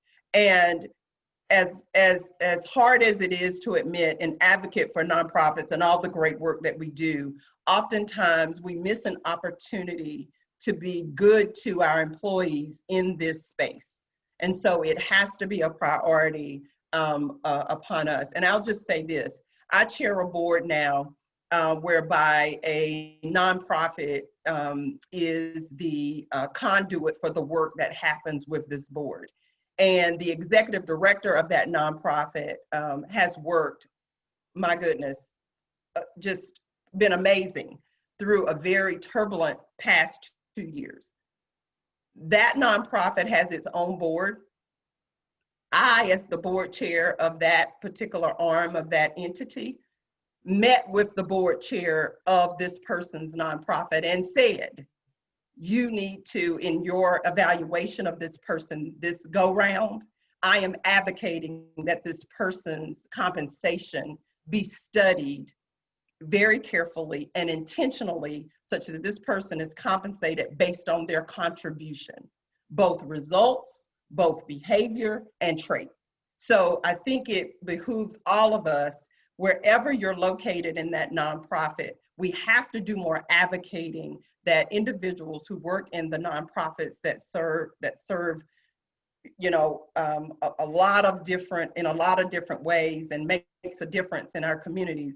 We have to advocate for compensation that is comparable to what a person offers to that organization. So you can tell I'm kind of passionate about that particular thing. But I was in a position to share with that board that individual reports to say, if you haven't done this, you need to do this. So. Well said. Thank and you. My time is up. We did have a hand raised from Emma. I want to make sure we get to your question, Emma. I'm very new to the nonprofit, and I've been only a year and a half. And when I filed my taxes, the girl that did it told me that we are not allowed to collect any salaries at all. So this has been a new, this class has been very helpful to me because does it matter what type of nonprofit? It depends that you pay your employees or you get a salary for the executive director, or is there any variance to that?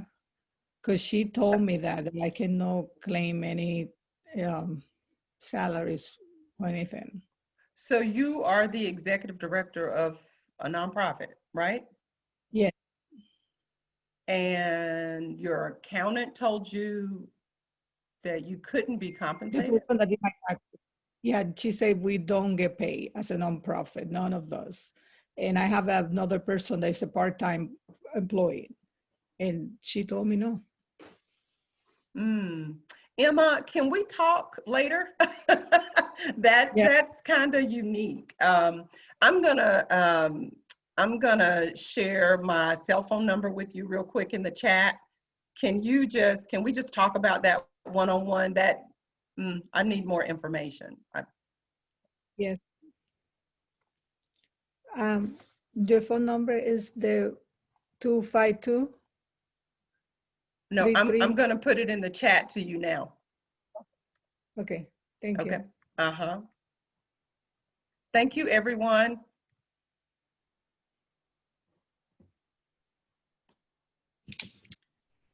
Great. So I think we agreed that we would go ahead and take a little bio break before we come back for graduation. Yeah. We've had some of our special guests join us who will be sharing a few words. So thanks for hanging in there with us. And also wanted to remind you all that we did provide some Zoom backgrounds for graduation. Womp womp, in my case, my computer is too old to be able to use them effectively. You have to have the green screen capability. But I've got some thumbs up there. So please feel free to download one of those if you'd like to use it. If you're comfortable with that, you will have to click the button to mirror it so that our logo doesn't appear backwards and it looks very strange and odd. But I'll go ahead and I'll put that link here in the group chat for to remind you where those Zoom backgrounds are found. You can pick out your favorite one and include that as your background, and we'll come back here in about 10 minutes.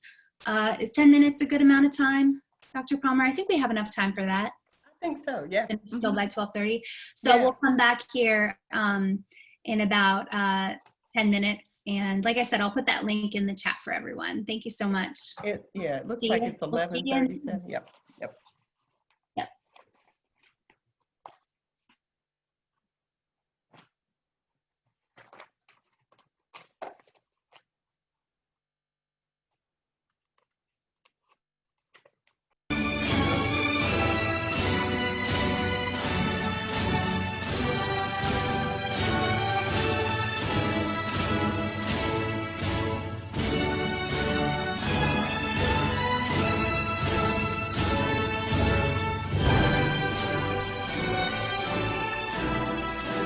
We are back and recording.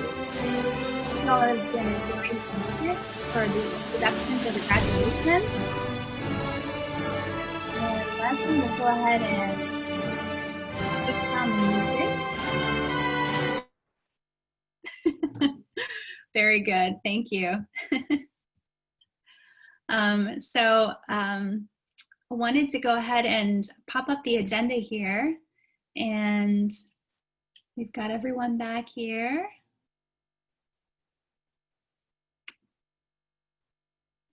We've got a welcome given by Salima and Dr. Palmer.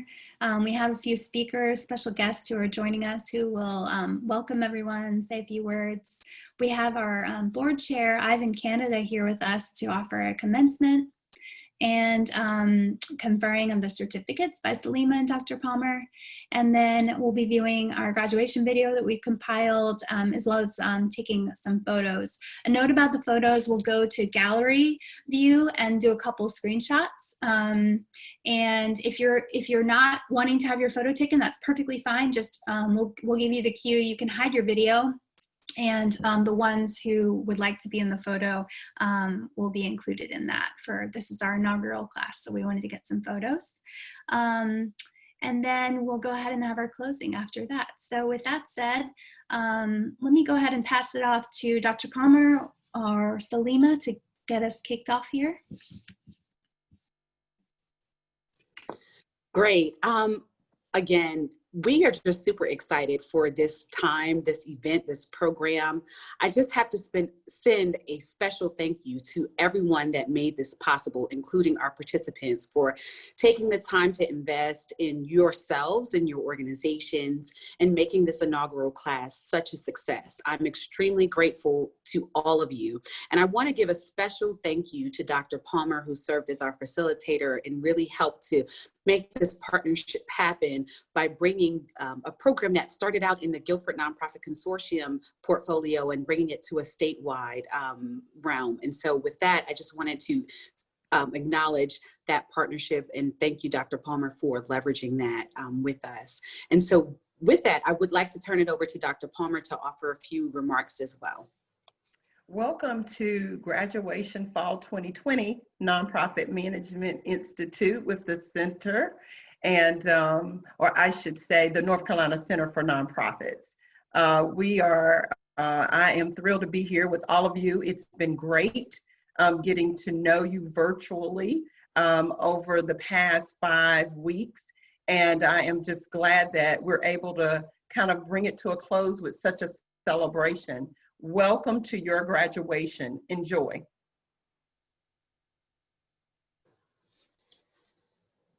Thank you, Dr. Palmer, for your remarks. Jean, I just wanted to take a moment if you wanted to offer a few words before we move on to our next item within the program for today. Feel free to unmute yourself and join us. Yeah, I just did. Thank you so much, Salima. I just want to take a couple of minutes to especially say thank you, Salima, for your leadership in moving this program forward. I've listened to every single one of them, and I've learned so much, and it's been an excellent program. And to Dr. Palmer and Steve Hayes for really bringing this to us.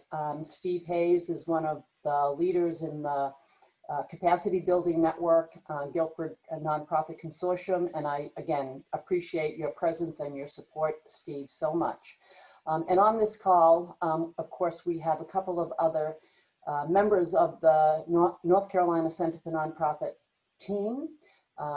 We have Rob Madry. I don't know where he is in my screen, but I saw his name. He's our Director of Sustainability. And we have, of course, our guest lecturer, Tracy Cariette, who has just done a great job. Thank you, Tracy.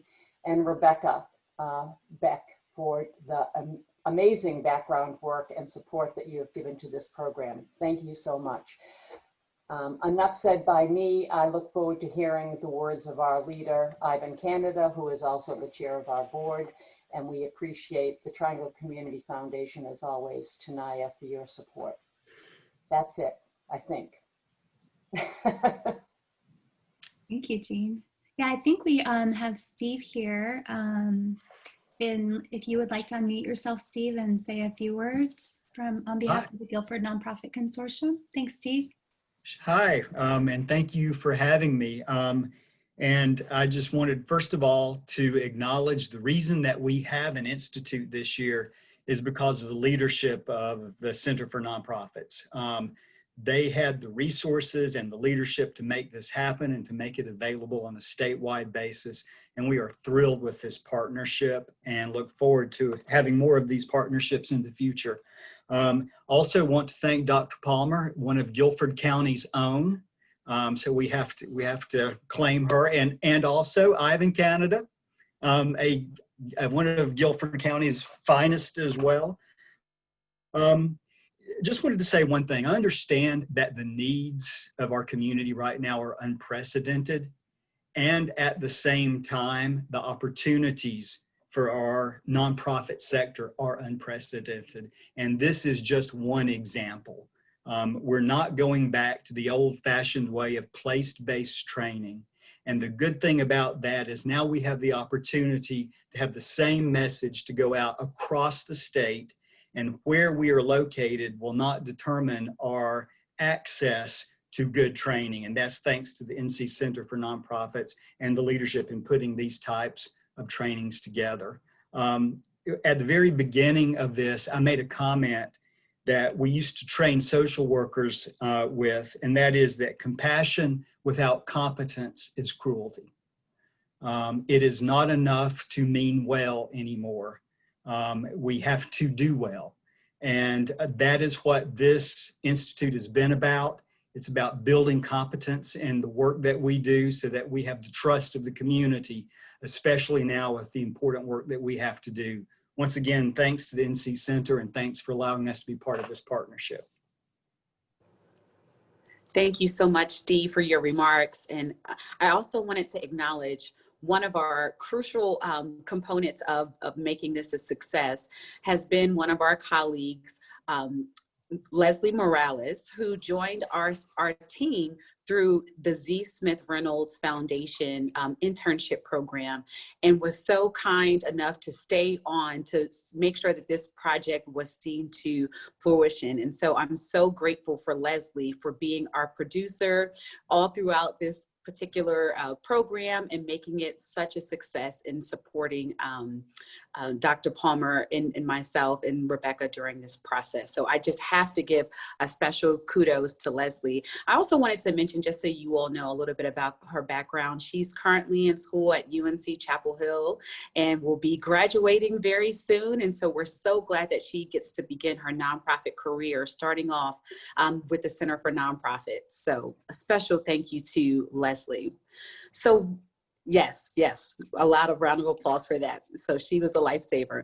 I do want to turn it over to our board chair and also a member of the Center for Nonprofits, Ivan Canada, who is the executive director of NCCJ, to offer some remarks. And hopefully I can get my background together so I can be celebratory with you all as well. So with that, while I'm trying to get my stuff situated here, I'm going to turn it over to Ivan. Thank you so much, Ivan, for offering words of celebration for today's graduates. Great. Thanks, Salima. And congratulations, you all. You did it. First of all, you not only successfully completed the Center's Nonprofit Management Institute, but you were successful in prioritizing your own professional development and growth while working in your organization, perhaps while homeschooling your children or taking care of others in your family during this global pandemic. Completing this program in 2020 is a big deal. Trust me, I know firsthand as I've been working to complete the Charter Advisor in Philanthropy program with a small cohort of folks in the Greensboro community through our local community foundation. And honestly, there have been weeks where I was on top of my assignments and readings and times where I was weeks behind wondering how I was going to catch up. But like you, I've stuck to prioritizing making this happen because I'm committed to the nonprofit sector and the role I play in making my community better, as well as my own growth and development. It may appear that all of us are over-congratulating you all on completing the Institute, but I'm here to say that we're not. We're not because our sector needs each of you striving for success, learning new skills, networking across focus areas, and supporting each other. Especially if we're going to provide mentors to students, provide meals to those in our communities that are in need of one, ensure that the arts are reflective and accessible to all in our communities, protect and preserve our environment for future generations, and all the other worthwhile and important and needed work that happens daily in the organizations that you all represent. Personally, I think we've got to do a better job and a more equitable job of supporting and providing, encouraging professional development within our sector. I've been a part of this sector for almost 20 years in some capacity, whether it's a volunteer board member or as an executive. And I know that we as a sector don't prioritize enough investing in ourselves and our organizations. And now I know there are a lot of reasons for why that's the case. We're busy doing the work. Our budgets won't allow for professional development, mostly due to lack of funds or funders not providing those dollars without cutting into our programmatic efforts. Or perhaps the leadership in our organizations don't see the value in professional development. For whatever reason, I'm proud that you all have made this commitment. And I'm also proud that we have the center helping to fill the gap of providing accessible and relevant training and support to strengthen nonprofits, which in essence strengthens communities across our state. And we're definitely in good hands with Salima Thomas and her team, constantly thinking about how we can best support the needs of nonprofits and equip them with the skills needed. So, on to the speech. When Salima asked me to do this originally, I was ready to say no because I did not feel that I was the best person to give a commencement speech. But I knew that if I didn't, I was adding more work to Salima's plate if I gave her another task to find someone else to fill up the spot. So I decided, I knew that commencement speeches were usually about providing advice or some kind of inspirational messages to graduates. However, I'm not going to follow that path today. For starters, all of you all and the work you're doing is inspiring to me and others. And I hope that just participating in this program and connecting with others doing great work across the state has been inspiring and uplifting for you personally. And I don't like giving advice because in our culture that usually feeds into this idea that one person or one position can provide all the answers or solutions that will work for everyone and or the situation thus faced. We here at NCCJ have an operating assumption that's used sometimes in our work that sum up my feelings around this. No one knows everything, but together we know a lot. So rather than providing advice and inspiration to you, I want to use this time to remind you of a few things that I found important to me in my own journey. And I intentionally say remind because I know we probably all know these things on a surface level at least, but we just need to be reminded about them from time to time to know it is okay to embrace them and prioritize them. So I've got 4. Number 1, constantly reconnect with your why in this work. Nonprofit work is tough. Fundraising isn't fun. Grant reports and program metrics can be a pain at times. We are also all under-resourced, yet more and more is being asked of us. However, we are here because we believe in making a difference and impacting people's lives. I know for me, when I've been in too many meetings and I've had too much administrative junk to deal with, I've got to connect with our mission in a hands-on way, which for me usually involves going to a program or being around young people that are working to make their schools and communities more inclusive. After spending that time with the actual work, whatever has pushed me over the edge, the board member, the budget meeting, has faded in my memory, and I am ready to pick myself back up and go back at it again. Number 2, continue to seek out opportunities to grow your skill sets and grow as a leader. This may be enrolling in that webinar and actually being present and participating in it, as opposed to signing up for it to receive the slide deck and presentation and never actually going back and watching it.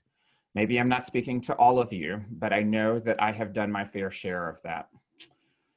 It could also be signing up for newsletters from organizations like BoardSource, Equity in the Center, Nonprofit AF, and reading articles to further your growth and apply what you're learning in your own organization and in your work. And while you're at it, while you're doing your own work, help your organizations become an organization of continuous learning that prioritizes professional development and capacity building. Number 3, lead from the seat that you're in. I prescribe to the following leadership theory that social change comes from the leadership of many. For example, if we look at an example that many of us are familiar with, the sit-in movement and the Greensboro 4 here in my backyard in Greensboro. However, there were many other important people that played a role in supporting to make that change happen. Like Jack Moabs, he was the photographer with the Greensboro Daily News, the Greensboro Record. He took the only photo of the 4 sit-in participants as they left the lunch counter that day. Dr. Willa B. Player, she was the president of Bennett College during the time of the sit-ins. Player's overwhelmingly positive support and response was unique among local college presidents as she openly supported the sit-in movement from her students. And other names like Warmoth T. Gibbs Sr. and Ralph Johns. We need all kinds of people to step up and play different roles in order to achieve social change. You can take any part of the civil rights movement or any other social movement for that matter and tell a similar story, and you can add many more names to this story. And it doesn't diminish the courage that Joseph, Franklin, Ezell, and David, the Greensboro Four, to acknowledge that their leadership was part of a larger leadership narrative. And by thinking about leadership in this way, we begin to see leadership as an action that many can take, not just a position that few can hold. Leadership is a muscle everyone has, and it only gets stronger with exercise and practice. We need to build the collective leadership muscles of our organizations and communities if we really want to create change. Lastly, and probably most importantly, spend some time figuring out what replenishes you and how to take care of yourself. No, seriously, write this list down in a journal or in your phone on a notepad app. Be sure to list things that don't take much time to do or don't cost any money, as we know both of those resources can be limiting for us at various times. For example, during these recent months, something that's new for me has been the power of a walk. I try and take some of my calls from my cell phone so that I'm able to walk while I have a meeting. And then my partner and I do at least one long walk together on a weekly basis.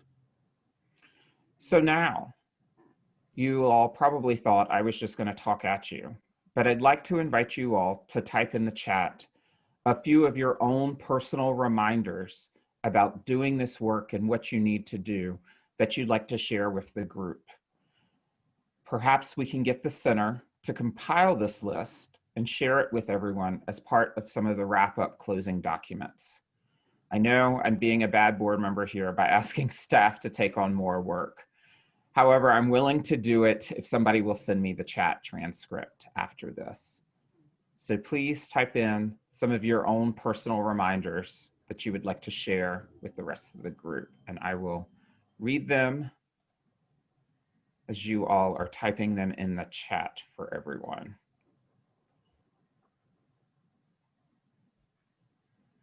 I am not alone in my journey. I am enough and my community is enough, and we just need the opportunities to lead.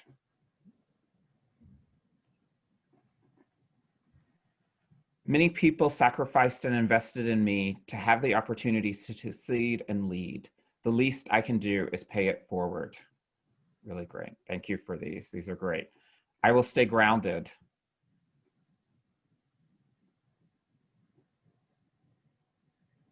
We aren't in this alone. There are resources. Others have walked this path before, and we can learn from so many of our colleagues. Take a deep breath. Really great. Our currency is the lives that we change and impact, and this journey is not walked alone. Tomorrow is a guarantee. Be present in the now. Be afraid and show up anyway. You all, these are really great. I'm definitely gonna get these written down and shared out with you all. I think in this moment that we're in, we've talked a lot about how hard this year has been for so many of us for a variety of different reasons. And I think the more that if we can go back and lean and support each other through looking at these and be reminded of the faces that were in this class with you all, and just the words of folks in the class, that alone is the graduation commencement speech that you all deserve and need. So please continue to keep them coming through the chat. And I just want to say thank you all for sharing these responses with me and with the rest of the group. As it's been said, we know that this has been a really tough year for all of us, and I want you all to know how much we at the center value you, your hard work, your compassion, your resiliency, your commitment to making your communities better and stronger. And we also need each one of you to continue to take care of yourselves and each other's, because we're going to need each of you and your organizations more than ever as we rebuild our communities after COVID-19, and hopefully in a more equitable, and inclusive way that works for all of us and not just some of us. Thank you all for your participation in this important program and for all that you do. I look forward to seeing you all at center events in the future, and congratulations again. Wow. Wow, wow, wow. That's all I can say. I mean, that's the best graduation speech I've ever heard. I don't think I even remember my own graduation speech. That was so great. Thank you so much, Ivan, for those inspiring words. And I want you to share your speech too. We need to include that in the wraparound. I heard so many points that I wanted to repost on social media, so I will definitely take some of those snippets away. That was very inspiring. And thank you again, Ivan, for your leadership. Thank you for being a member of the Center for Nonprofits. Thank you for all you do for your community at large. And I don't know about you all, but I felt goosebumps hearing him speak the entire time. And I hope that it was inspiring to you all as well. Any other thoughts or comments from Dr. Palmer, Rebecca, that you want to jump in before we get to the final moment that we're all excited about?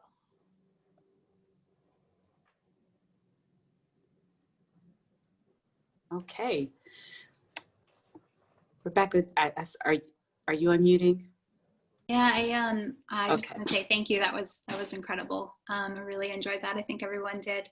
I was going to go ahead and have Leslie skip ahead to the next screen where we'll be sharing a list of graduates.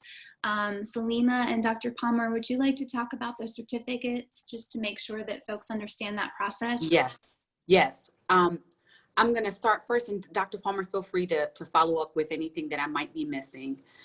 So what we're planning to do is we are going to make sure that we send out a hard copy of a certificate of completion for our inaugural class of this workshop series rather.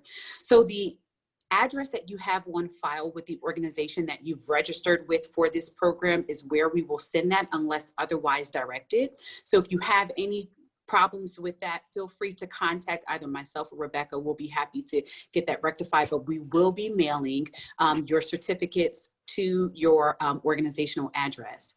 But before we do that, we're also going to include in the certificate a class photo. So I want to encourage everyone to please, if you have the capabilities, to put your camera on so we can do one group photo and celebrate everyone. And then I'm going to turn it over to Dr. Palmer to acknowledge our graduates in serving in that capacity. So with that, let's go ahead and see how we can take ourselves off of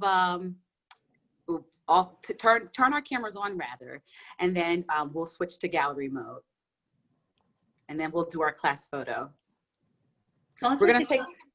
Yeah, we're going to need to take a couple since we have 3. Yes, if that's okay. So I just want to put your bright smiles on and all of that. So yes, and I want to acknowledge Leslie's comment. We do have a special community within Center Connect where you can connect, you can add one another as contacts within this group. You can share your email address, you can share your telephone number, your mailing address for the organizations that you're representing on today. So all of that is available in our Center Connect community. If you have challenges with getting into the community, certainly reach out to myself or Rebecca. We'll be happy to navigate you through that. But before we do that, and I give further logistics, we're going to take our class photo. Rebecca, would you mind counting us off on when you do each screen? Sure thing. I think we have 3 screens, so I'm going to do them by screens for gallery. So whoever is on our first gallery screen, we're going to take a couple of, I'll take 2 of each so we have enough. There we go. All right, 1, 2, 3. I'll take one more, just in case we didn't get any eyes closed. All right, 1, 2, 3. And now we're on screen 2. 1, 2, 3. And one more. 1, 2, 3. And our final screen. All right, everyone ready? 1, 2, 3. And we'll take one more of screen 3 here. Let's see if we can get everyone with their eyes open. All right, 1, 2, 3. Thank you all. That's awesome. Next, we have the video that we worked to compile everyone's submissions for that we'd like to show you before we close out. So I'm going to go ahead and do my best here to share my screen and make sure you're tuned in with us. It's about a little over 10 minutes or so for the video. And thanks again for everyone who contributed. So I'll go ahead and share my screen and we'll get rolling with that. While she's doing that, Dr. Palmer, did you have any remarks that you wanted to share with our graduates before we tune into our video? Sure. Wow, here we are. The conferring of the certificate. We are so proud of each and every one of you, and it just gives me great joy and really honor to have served as your facilitator. And so in the spirit of conferring your certificate, I would just like to say that I now deputize all of you to go out and make a difference in your individual nonprofit organizations with the skills and the knowledge that you've gained from this experience. And I also encourage you to go out into the community and share this capacity building experience in other spaces that you might lead and or follow. So thank you so much. Grab hold to this tangible evidence of your experience. And please come back and gather with us again as we offer more capacity building opportunities to nonprofits around the state of North Carolina. Well said, Dr. Palmer. Thank you so much. All right, we'll continue with the video. Thank you, Dr. Palmer.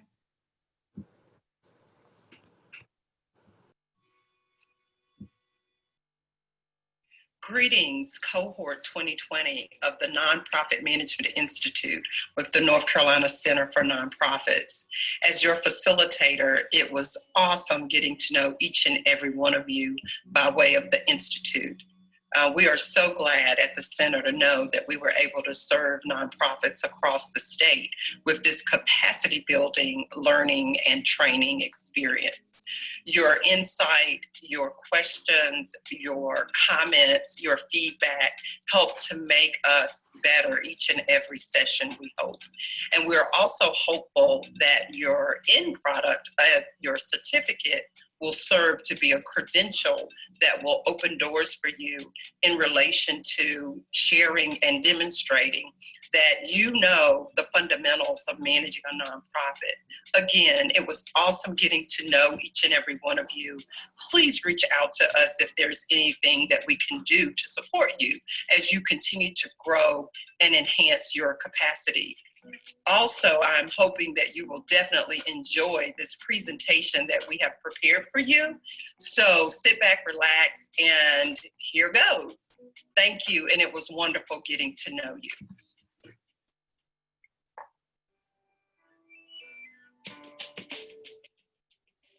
On behalf of Triangle Community Foundation and the Triangle Capacity Building Network, congratulations on completing the Nonprofit Management Institute. It has been an honor to be a part of this process and to watch all of you learn from the center, Dr. Palmer, and from each other. I hope that you've gained valuable skills and resources to strengthen your organizations and you as a leader, and have made valuable connections that you can call on whenever you are in need as you continue to lead. Again, congratulations and thank you for being a part of this inaugural program. I have absolutely enjoyed being a part of this learning experience, being a part of the North Carolina Center for Nonprofits. I am so glad that I have become a member. They have so much information available right on their, tip of your fingers. So everything that was shared within these sessions that we had, I enjoyed getting to know other people within the state of North Carolina that's also going through some of the same struggles that I'm going through as a nonprofit organization. It was a very interesting, knowledgeable, fun experience. I am so excited to be almost complete with the program. And if there's any others that I can join, I am going to be right there. So thank you so much for all the people that's involved with putting this together. This is the best thing that could happen for a nonprofit organization. So thank you. Thank you so much. One thing I found really interesting was the definitions of the 12 principles. It really helped me think about not only what my organization should be concentrating on, but the why. I particularly found the strategic planning section really interesting.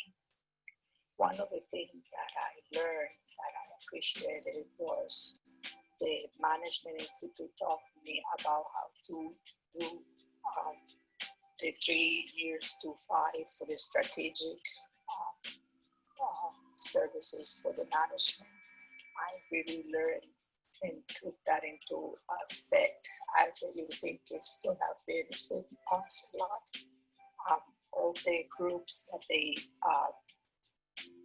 put in discussion for us to learn and ask questions to each other, that was something very beneficial for me. I had learned and met a lot of people, which it provided more knowledge of the programs and helped me out. I appreciate Dr. Palmer and the staff for the opportunity, and I am looking forward to put in practice everything that I learned. That was a good like, but we're saying like, duh.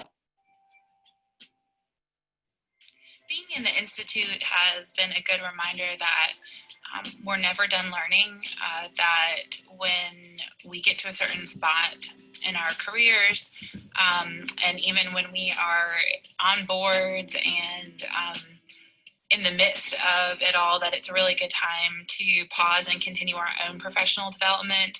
I find that I'm always encouraging other people to take advantage of professional development, and it was a really good reminder to do that for myself. This is Mary Sonnenberg. I've been part of the Institute for the last 4 weeks. And I have to say, while I expected the Nonprofit Center to host something that would be good, this has far exceeded my expectations. I've taken something away from every session. I've enjoyed the collaboration and camaraderie, and I would highly recommend this to anyone else. I'm going to go back and use most of the things we've learned, particularly the board work, with our existing board. It's been a great experience. Thank you. I have worked for the same nonprofit for over 20 years, and I can honestly say this class has taught me a lot. I really value the expertise the nonprofit has provided. The assessment framework alone has been a real game changer for me. I think anyone who is working for or who wants to work for a nonprofit would benefit from a class like this. This experience has given me opportunities to bring new ideas to my nonprofit. Hi, my name is Alana, and I have enjoyed the Nonprofit Management Institute. And the one thing that I have taken away from this is that everyone has their own journey, and it's okay for you to be on your journey, and you're able to meet people and connect with people who have different experiences. And we all love nonprofits. So the Institute has been amazing. Dr. Palmer is phenomenal. So I'm grateful for the experience. Thank you. The Institute has really reinforced the idea that there is just so much that goes into our work. A lot of people think it would be fun to run their own nonprofit, and it can be, but it can also be overwhelming if you don't have a good sense of the fundamentals that we've covered in these sessions. Nonprofits just don't get enough credit for everything we're expected to do on top of our missions. And so I appreciate the center for supporting that work. 3 things that I love about the Nonprofit Management Institute. Okay, number 1, it's kind of like a get in where you fit in type deal, where like you don't have to come to the table with a whole bunch of previous knowledge about what's happening, because the goal is to learn. And so it's like a really welcoming environment. Number 2, I love the time of day that it is. It's only one time a week, and 3 hours goes by really, really fast from 9:30 to 12:30, and then I can still like feel like I have a productive day at work after. And number 3, there's like all these other people that are here wanting to do good things in our own respective organizations, and just we get a chance to learn how to do them better, and we get a chance to connect, because I connected with a lot of people in the chat. So now I have a whole new network of nonprofit family, and we can continue learning with each other. So thank you, Nonprofit Management Institute. Thank you, Dr. Palmer. It's been fantastic. What's something that the Nonprofit Management Institute taught me? There's a lot, not one thing, but it really gave me a lot of insight into budgets, and which I always had a hard time understanding nonprofit budget. It has made me much more aware of what my executive director does on a daily basis, and I think it's helped me be a better leader and a supervisor to my staff. It's like I go behind the scenes, and now I know what the terms mean, why we have to do certain things, why we go on retreats, why that's important. I never really understood it. It's just given me a whole new appreciation on all different levels for the nonprofit world. I'd just like to say that I'm so grateful for the opportunity to participate in the Institute. Being new to North Carolina, but not new to the nonprofit industry, it was great to just participate with a bunch of folks who are excited to serve their communities. And it's just wonderful to be able to plug in even during the midst of COVID and to meet some great people. So thank you for the opportunity again, and I hope to continue the conversation. See you soon. I'd like to say thank you to the Nonprofit Management Institute, Dr. Pamela Palmer, the coordinators, and all of the organizations that were involved for such an informative, engaging, and interactive 5 weeks. It was powerful and brilliant. And after these 5 weeks, if you didn't know, now you know how to operate a successful nonprofit. Thank you. Hi, this is Salima Thomas with the North Carolina Center for Nonprofits here, wanting to wish the inaugural class of the North Carolina Center for Nonprofits Nonprofit Management Institute a special congratulations for completing all 5 courses. Thank you for your commitment to learning more about nonprofits, to improving your management skills and expertise and knowledge base on how to be an effective leader within your organization. The center is so happy that we were able to offer this opportunity, and we're certainly looking forward to future classes to come. Thank you so much for your investment into your organization, into yourself, and to the sector at large.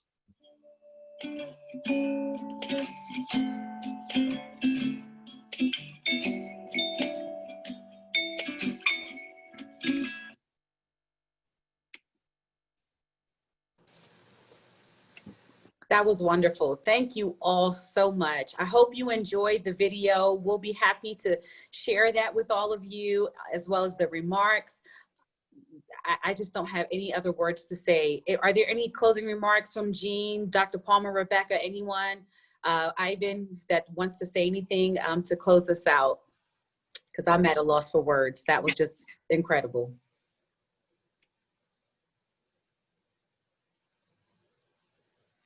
Okay, well, I'm not hearing any, and I don't see anyone. Salima, I just have to say, I was having trouble getting back to my screen and unmuting myself. No worries. I am just so proud of the North Carolina Center for Nonprofits. Today, I actually don't really have a lot of words. I have a lot of emotion, and I am just so impressed by the knowledge that's been shared, the participation, the enthusiasm, and really always we know how important the nonprofit sector is amongst ourselves. And I think we do a job of lifting the sector to remind our communities, our government, our corporate philanthropy, how important all of you are in the work that you do. It is about you, and I'm so glad that we have had this experience together. Thank you, Salima. Thank you so much, Jean, for those remarks. And to Shauna's point, instead of signing each other's yearbook, connect with each other on Center Connect and keep the conversation going. And I'm certainly looking forward to some meetups so that we can continue the camaraderie and peer learning across the state during this time. So thank you all. Have a great day. We appreciate you all so much. Take care. Yes, we're gonna save the chat, all of that.